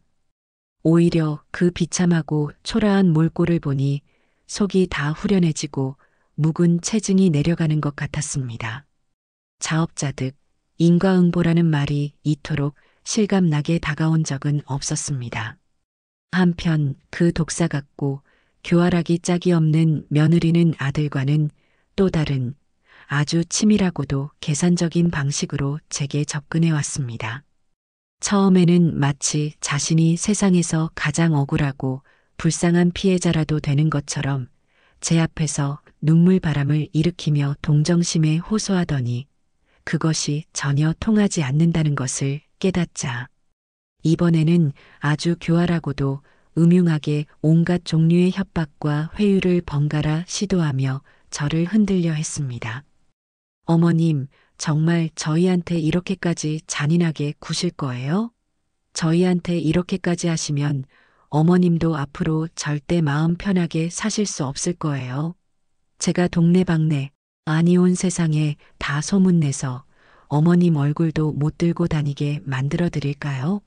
금쪽 같은 자식 내쫓고 길거리에 나앉게 만든 천하의 둘도 없는 비정하고 악독한 늙은이라고 사람들이 다 어머님 욕하고 손가락질할 텐데 그래도 정말 괜찮으시겠어요? 네. 그년의 그 도끼 어리고 살벌한 협박에도 제가 꿈쩍도 하지 않고 오히려 코웃음만 치자 이번에는 또 언제 그랬냐는 듯이 갑자기 얼굴에 가증스럽고도 역겨운 미소를 한가득 머금고는 꿀이라도 바른 듯이 한없이 부드럽고 상냥한 목소리로 저를 살살 구슬리며 회유하기 시작했습니다. 어머님, 저희가 정말 다 잘못했어요. 저희가 생각이 짧았고 어머님 마음을 너무 아프게 해드렸어요. 하지만 이제라도 저희가 진심으로 뉘우치고 있으니 제발 노여움 푸시고 저희를 용서해 주세요. 앞으로 어머님 말씀이라면 그 어떤 말씀이라도 하늘처럼 받들고 저희가 정말 성심성의껏 효도하며 모실게요. 생활비도 매달 꼬박꼬박 아주 넉넉하게 챙겨드리고 주말마다 빠짐없이 찾아뵙고 맛있는 것도 잔뜩 사드리고 저희가 정말 앞으로 입에 단내가 나도록 잘할 테니 제발 부탁이에요. 집 파는 것만은 제발 거두어 주세요. 네.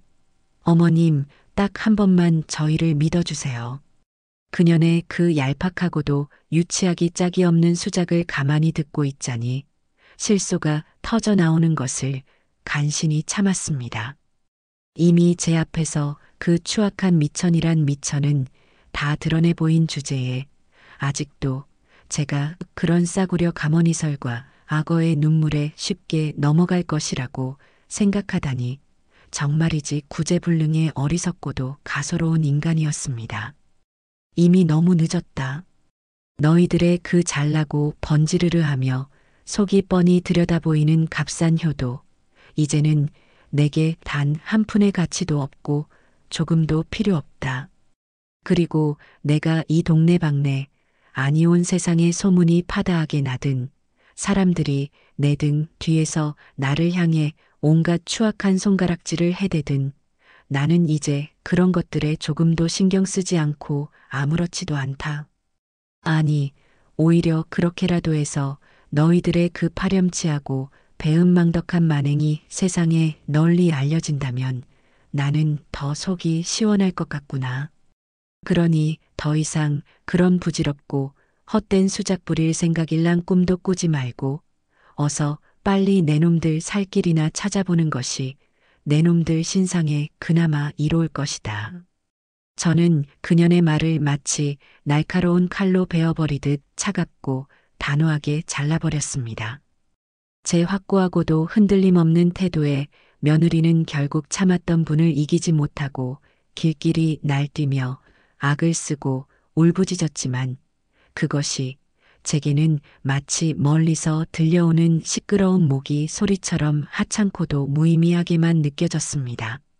그들의 그 처절하고도 우스꽝스러운 발악은 마치 거대한 폭풍우 앞에서 부질없이 버둥거리는 작은 나뭇잎처럼 그저 안쓰럽고도 가소로울 뿐이었습니다. 그 어떤 동정심도 연민도 느껴지지 않았습니다. 오직 차갑고도 냉정한 경멸만이 제 가슴 속에 가득했습니다. 부동산 중개소에 그 지긋지긋한 집을 매물로 내놓은 지 불과 열흘도 채 되지 않아 정말이지 눈 깜짝할 사이에 집을 사겠다는 매수자가 나타났습니다. 최 영감 말로는 제가 생각했던 것보다 훨씬 더 좋은 조건에 집을 팔 수 있게 되었다고 하더군요. 마침 결혼을 앞두고 새로운 보금자리를 찾고 있던 젊고 예의 바른 신혼부부였는데 그들이 집의 위치나 내부 구조 그리고 제가 시세보다 조금 저렴하게 내놓은 가격까지 모든 조건이 자신들에게 마치 맞춤처럼 딱 맞는다고 무척이나 흡족해하며 마음에 들어 했습니다. 복덕방 최영감의 전언에 따르면 그들이 집을 꼼꼼하게 둘러본 바로 다음 날 조금의 망설임도 없이 그 자리에서 바로 계약하겠다는 확고한 의사를 밝혀왔다고 하더군요. 그야말로 모든 것이 일사천리로 마치 잘 짜인 각본처럼 순조롭게 진행되었습니다. 저는 조금의 주저함도 없이 바로 부동산 매매 계약서에 제 이름 석 자를 쓰고 도장을 꼭 찍었고 며칠 뒤 약속된 날짜에 잔금까지 한 푼도 빠짐없이 모두 깨끗하게 치러받았습니다.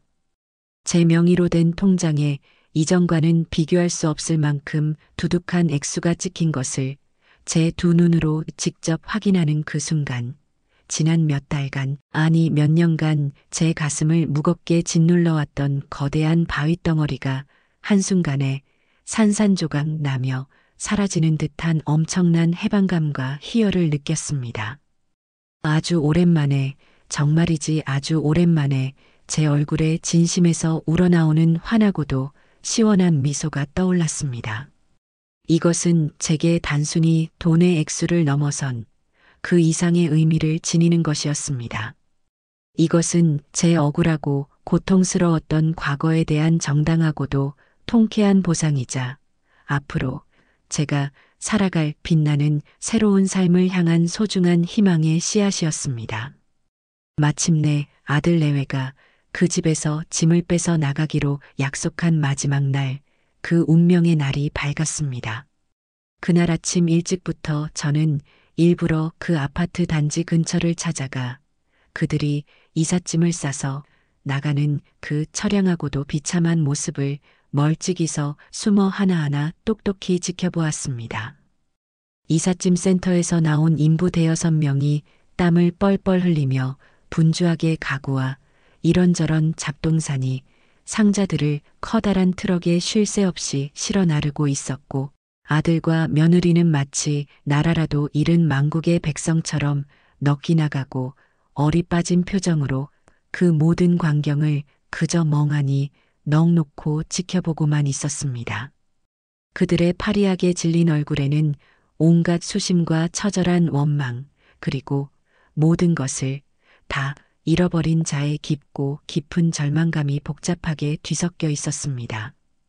특히 그 악독하고 교활했던 며느리는 뭐가 그리도 분하고 억울하며 서러운지 연신 더러운 손수건으로 눈물을 찍어내면서도 저 멀리 숨어서 지켜보고 있는 저를 향해 마치 독을 품은 살모사처럼 섬뜩하고도 악에 바친 저주의 눈빛을 쏘아대는 것을 잊지 않더군요.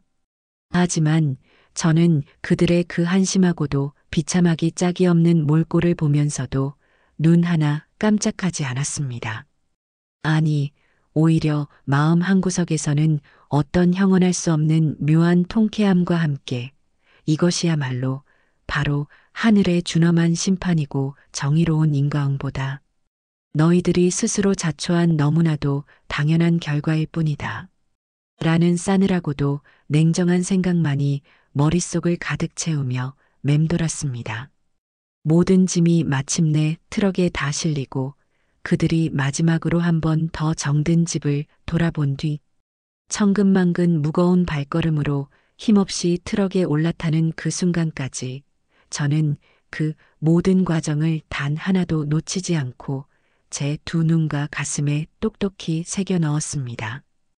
끼익 하는 소름 끼치는 마찰음을 내며 멀어져가는 낡은 이삿짐 트럭의 쓸쓸한 뒷모습을 한참 동안이나 멍하니 바라보며 저는 비로소 길고 길었던 끔찍한 악몽에서 완전히 벗어났다는 깊은 안도감과 함께 이제 곧 제 앞에 펼쳐질 새로운 시작에 대한 설렘과 기대를 가슴 한가득 느낄 수 있었습니다. 그렇게 집을 판 돈을 제 손에 확실하게 쥐자마자 저는 단 하루도 지체하지 않고 가장 먼저 제 생명의 은인이나 다름없는 순자 언니에게 한달음에 달려갔습니다. 그리고 언니가 저를 위해 자신의 집까지 담보로 잡히고 은행에서 빌렸던 그 엄청난 대출금 전액에 제가 가동한 너무나도 감사했던 마음을 담아두둑한 여자까지 보태어 깨끗하게 모두 갚았습니다. 언니 정말 고마워. 말로 다 할 수 없을 만큼 고맙고 또 고마워. 언니 아니었으면 나는 이미 이 세상 사람이 아니었을지도 몰라. 이 크나큰 은혜는 내 평생 절대로 잊지 않고 죽는 날까지 가슴에 새기며 갚으면서 살게. 제 진심 어린 감사의 말에 순자 언니는 그저 괜찮다며 오히려 제 건강을 되찾은 것이 더 기쁘다며 제 손을 따뜻하고도 힘있게 잡아줄 뿐이었습니다. 그 따뜻하고도 진실된 온기에 다시 한번 코끝이 찡해지면서 뜨거운 눈물이 핑 도는 것을 느꼈습니다. 그 후 저는 남은 돈으로 이전처럼 번잡하고 시끄러운 번화가에서 조금 떨어진 조용하고 아늑하며 공기 맑은 동네에 아담하고 예쁜 작은 빌라 한 채를 제 명의로 얻어 이사했습니다. 예전에 살던 그 넓고 휑하던 아파트만큼 크고 화려하지는 않았지만 따스한 햇볕이 하루 종일 가득 들어오고 창문을 열면 상쾌한 풀내음이 풍겨오는 오롯이 저 혼자만의 편안하고 아늑한 안식처였습니다. 이사한 다음 날 처음으로 혼자만의 공간에서 눈을 뜨고 맞는 아침은 이루 말할 수 없이 홀가분하고 평화로우며 자유로웠습니다. 더 이상 그 누구의 눈치도 볼 필요가 없었고 더 이상 그 누구를 위해 제 자신을 희생하거나 억누를 필요도 없었습니다. 아침 일찍 일어나 창문을 활짝 열고 맑고 상쾌한 아침 공기를 가슴 깊이 한껏 들이마시니 마치 제 몸속에 오랫동안 쌓여있던 모든 더러운 찌꺼기와 무거운 응어리들이 한꺼번에 시원하게 씻겨 내려가는 듯한 짜릿하고도 상쾌한 기분마저 느껴졌습니다. 이것이 바로 진정한 자유이고 이것이 바로 진정한 행복이구나 하는 깊고도 잔잔한 깨달음이 따뜻한 감동과 함께 제 마음속으로 조용히 밀려왔습니다.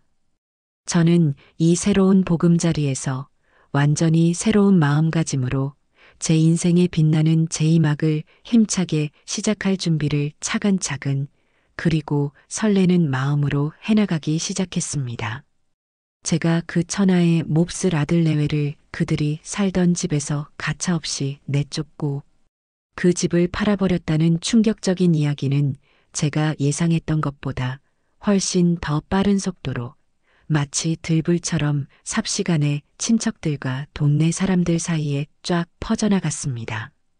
어떤 한심하고 오지랖 넓은 인간들은 제게 직접 전화를 걸어와 아무리 자식들이 잘못을 했기로서니 그래도 피를 나눈 혈육인데 어미 된 사람으로서 너무 심한 처사가 아니냐. 어떻게 눈 하나 깜짝 안 하고 자식들을 길바닥에 나앉게 만들어서야 쓰겠느냐. 그러고도 당신이 사람이고 어미냐며 마치 제가 무슨 천하의 둘도 없는 패륜적이고 악독한 인간이라도 되는 것처럼 일장연설을 늘어놓으며 저를 비난하고 훈계하려 들었습니다. 또 어떤 입 가볍고 못된 인간들은 제 등 뒤에서 독해도 보통 독한 할망구가 아니다. 돈밖에 모르는 아주 피도 눈물도 없는 인정머리 없는 독사 같은 노인네다라며 온갖 추악하고 저급한 험담을 신나게 늘어놓는다는 소문도 순자 언니를 통해 간간히 제 귀에 들려왔습니다. 하지만 저는 그런 하찮고도 무가치한 말들에 이제는 조금도 개의치 않았습니다. 그들이 과연 제 처절했던 고통과 지옥 같았던 절망을 단 한순간이라도 진심으로 이해하려 노력해 본 적이나 있었던가요? 그들은 그저 자신들의 고루하고 편협하며 위선적인 도덕적 잣대로 저를 함부로 재단하고 일방적으로 평가하려들 뿐이었습니다. 물론 제 기구하고 딱한 사정을 어느 정도 자세히 아는 몇몇 마음 따뜻한 친척이나 시장 상인들은 오히려 오죽 답답하고 원통했으면 저렇게까지 하셨겠느냐, 정말 잘하셨다, 속이 다 시원하고 후련하다며 저를 진심으로 응원하고 지지해주기도 했습니다. 하지만 이제 와서 남들의 그런 엇갈리는 시선이나 이러쿵저러쿵 하는 평가는 제게 아무런 의미도 없었고 그 어떤 영향도 미치지 못했습니다. 저는 오직 제 자신의 확고한 판단과 솔직한 감정에만 충실하기로 이미 굳게 마음먹었으니까요. 그 누구도 아닌 바로 제 자신을 위한 삶을 살기로 결심했으니까요. 그 후 아들 내외는 제대로 된 거처를 구하지 못해 한동안 이리저리 싸구려 월세방을 전전하며 아주 비참하고 궁색하게 지낸다는 소식이 제 귀에까지 간간히 들려왔습니다. 예전처럼 남들 앞에서 떵떵거리며 온갖 허세를 부리고 살던 그 호화롭던 시절은 이미 까마득한 예시하기가 되어버린 모양이더군요. 특히 그 아나무인이고 교만하기 짝이 없던 며느리는 평생 자기 손에 물 한 방울 안 묻히고 귀부인처럼 고상하게 살 것처럼 그렇게나 거만하게 굴더니 이제는 당장 먹고 살 길이 막막해져서 식당 주방에서 허드렛 일을 하거나 마트에서 계산원으로 일하면서 겨우 생활비를 벌어야 할 처지가 되었다는 믿기 힘든 말도 들렸습니다. 저는 그들의 그런 처참하고 초라한 몰락에 대한 이야기를 전해 들을 때마다 그들이 불행해지기를 적극적으로 바랐던 것은 결코 아니었지만 제 마음 한구석에서는 어떤 묘한 안도감과 함께 이것이야말로 하늘의 준엄한 뜻이고 정의로운 심판이다, 뿌린 대로 거두는 법이다 라는 싸늘하고도 냉정한 생각이 드는 것을 어쩔 수 없었습니다. 그들은 자신들이 제게 저질렀던 그 수많은 죄악의 대가를 이제야 톡톡히 그리고 아주 처절하게 치르고 있는 것뿐이었습니다. 한 번은 장을 보러 나갔던 시장 길목에서 우연히 아들과 정면으로 마주친 적이 있었습니다. 예전에 그 번지르르하고 잘난 체하던 모습은 온데간데 없고 마치 길거리를 헤매는 초라한 불황자처럼 얼굴은 수척해지고 옷차림은 남루하기 짝이 없었습니다. 저를 발견한 아들은 마치 귀신이라도 본 것처럼 화들짝 놀라며 제게 다가와 또다시 구차하게 용서를 빌며 제 옷자락에라도 매달리려 했지만 저는 그를 마치 길바닥에 더러운 벌레라도 보듯 싸늘하고도 경멸 어린 눈초리로 한번 쏘아보고는 단 한마디 말도 없이 그대로 지나쳐버렸습니다. 제 마음속에서 그 녀석은 이미 오래전에 죽은 자식이나 다름없었으니까요. 더 이상 그 어떤 감정도 남아있지 않았습니다.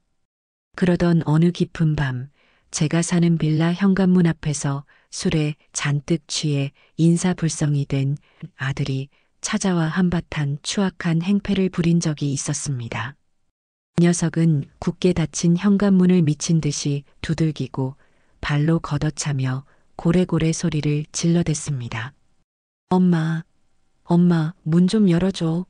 제발 문 좀 열어달라고. 내가 다 잘못했어. 내가 정말 죽일 놈이야.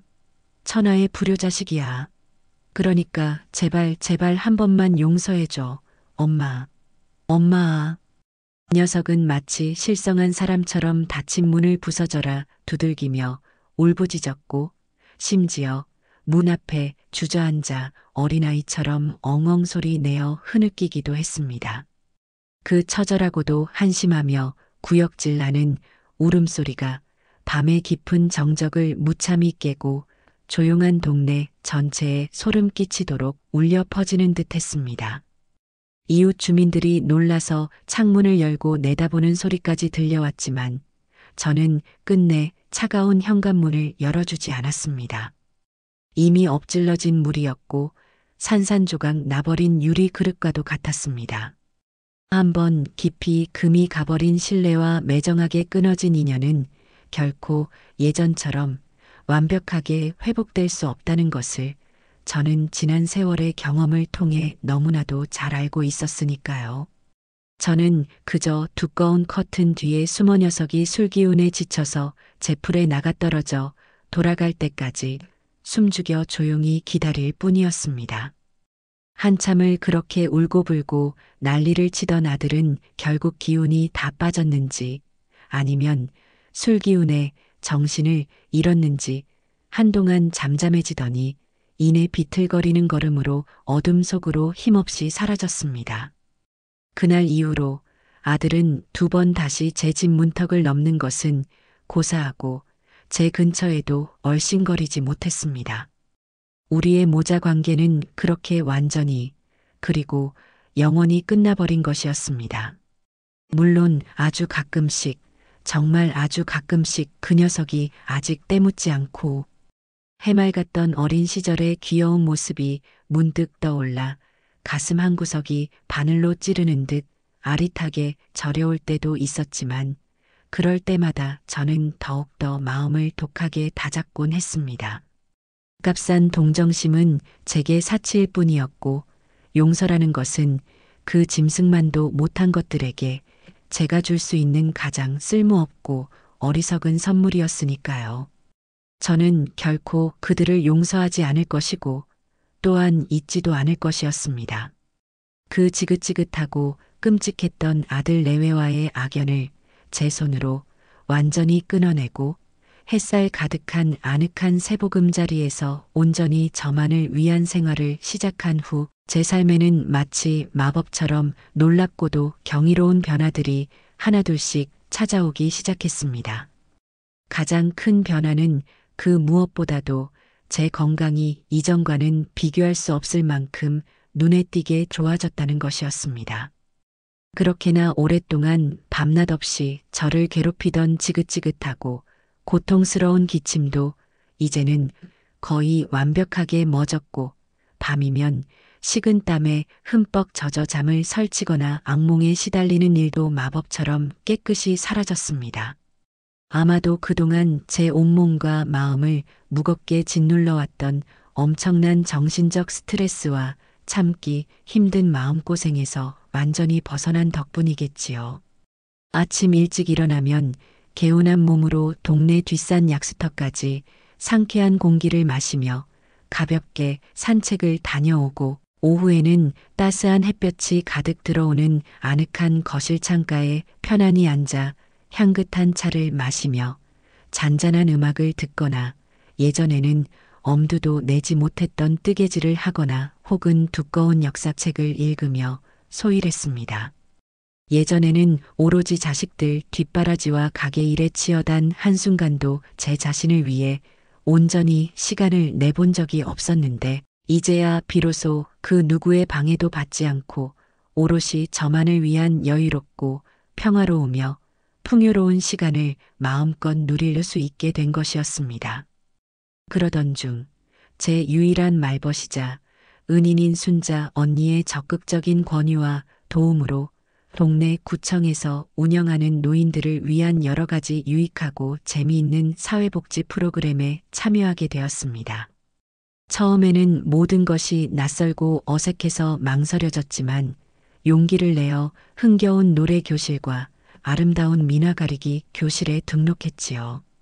노래 교실에서는 선생님의 구성진 가락에 맞춰 목청껏 옛날 유행가를 따라 부르며 그동안 제 마음속 깊은 곳에 쌓여있던 온갖 스트레스와 울분을 시원하게 해소했고 민화 그리기 교실에서는 서툴고 어설픈 솜씨로나마 난생 처음 붓을 잡고 화폭에 이런저런 아름다운 꽃과 새들을 그리며 새로운 즐거움과 성취감을 발견했습니다. 그곳에서 저는 저와 비슷한 연배에 그리고 비슷한 아픔과 사연을 간직한 새로운 친구들도 많이 사귈 수 있었습니다. 우리는 서로의 살아온 파란만장한 이야기들을 허심탄회하게 나누고 함께 맛있는 점심을 먹고 웃고 떠들며 소소한 일상의 기쁨과 슬픔을 공유했습니다.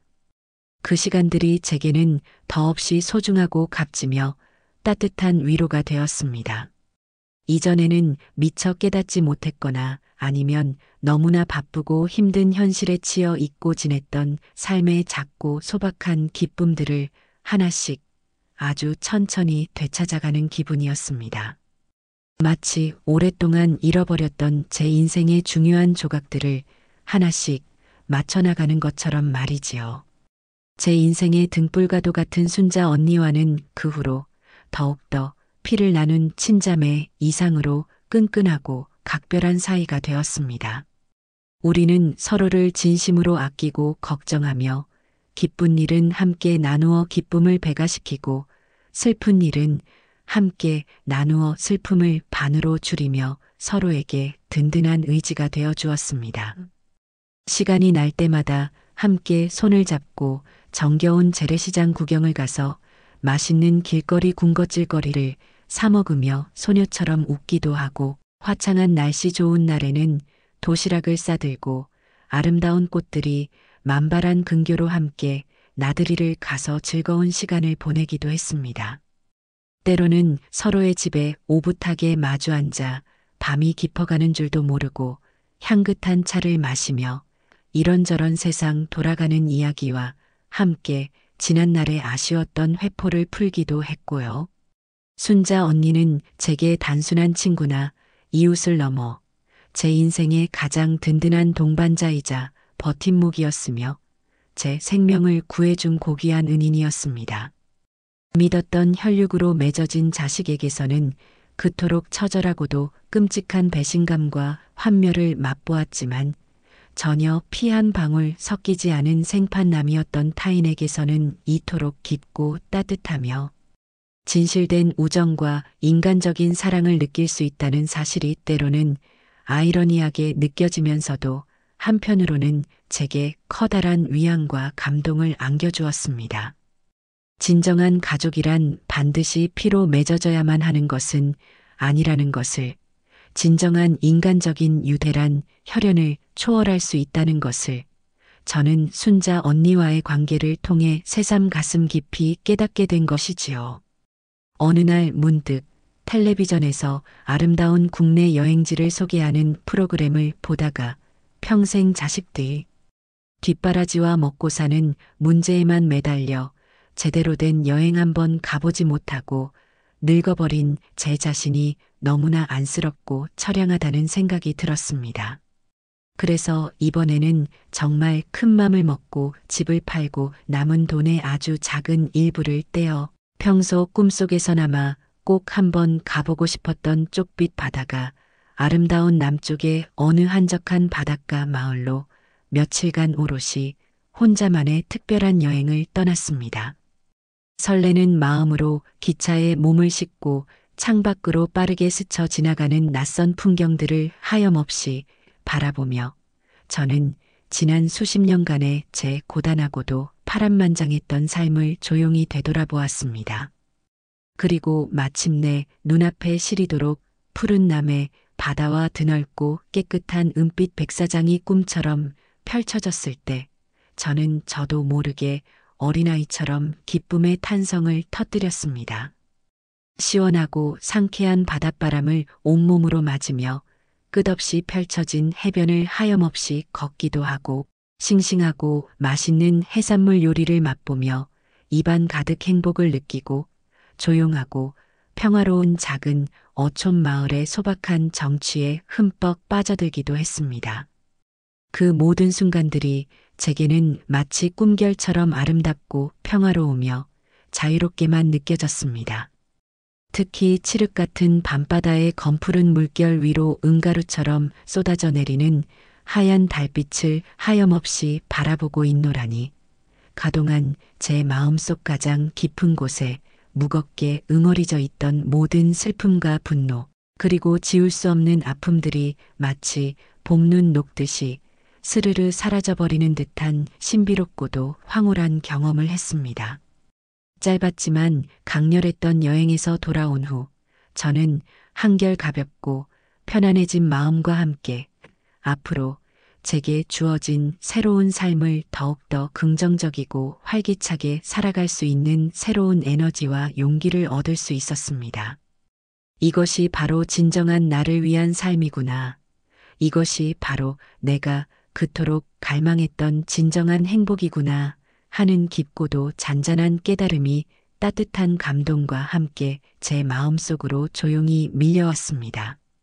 제 인생의 황금빛 후반전은 이제 막 그 찬란한 막을 올린 것이었습니다. 그 누구도 아닌 바로 저 자신을 위해서 말이지요.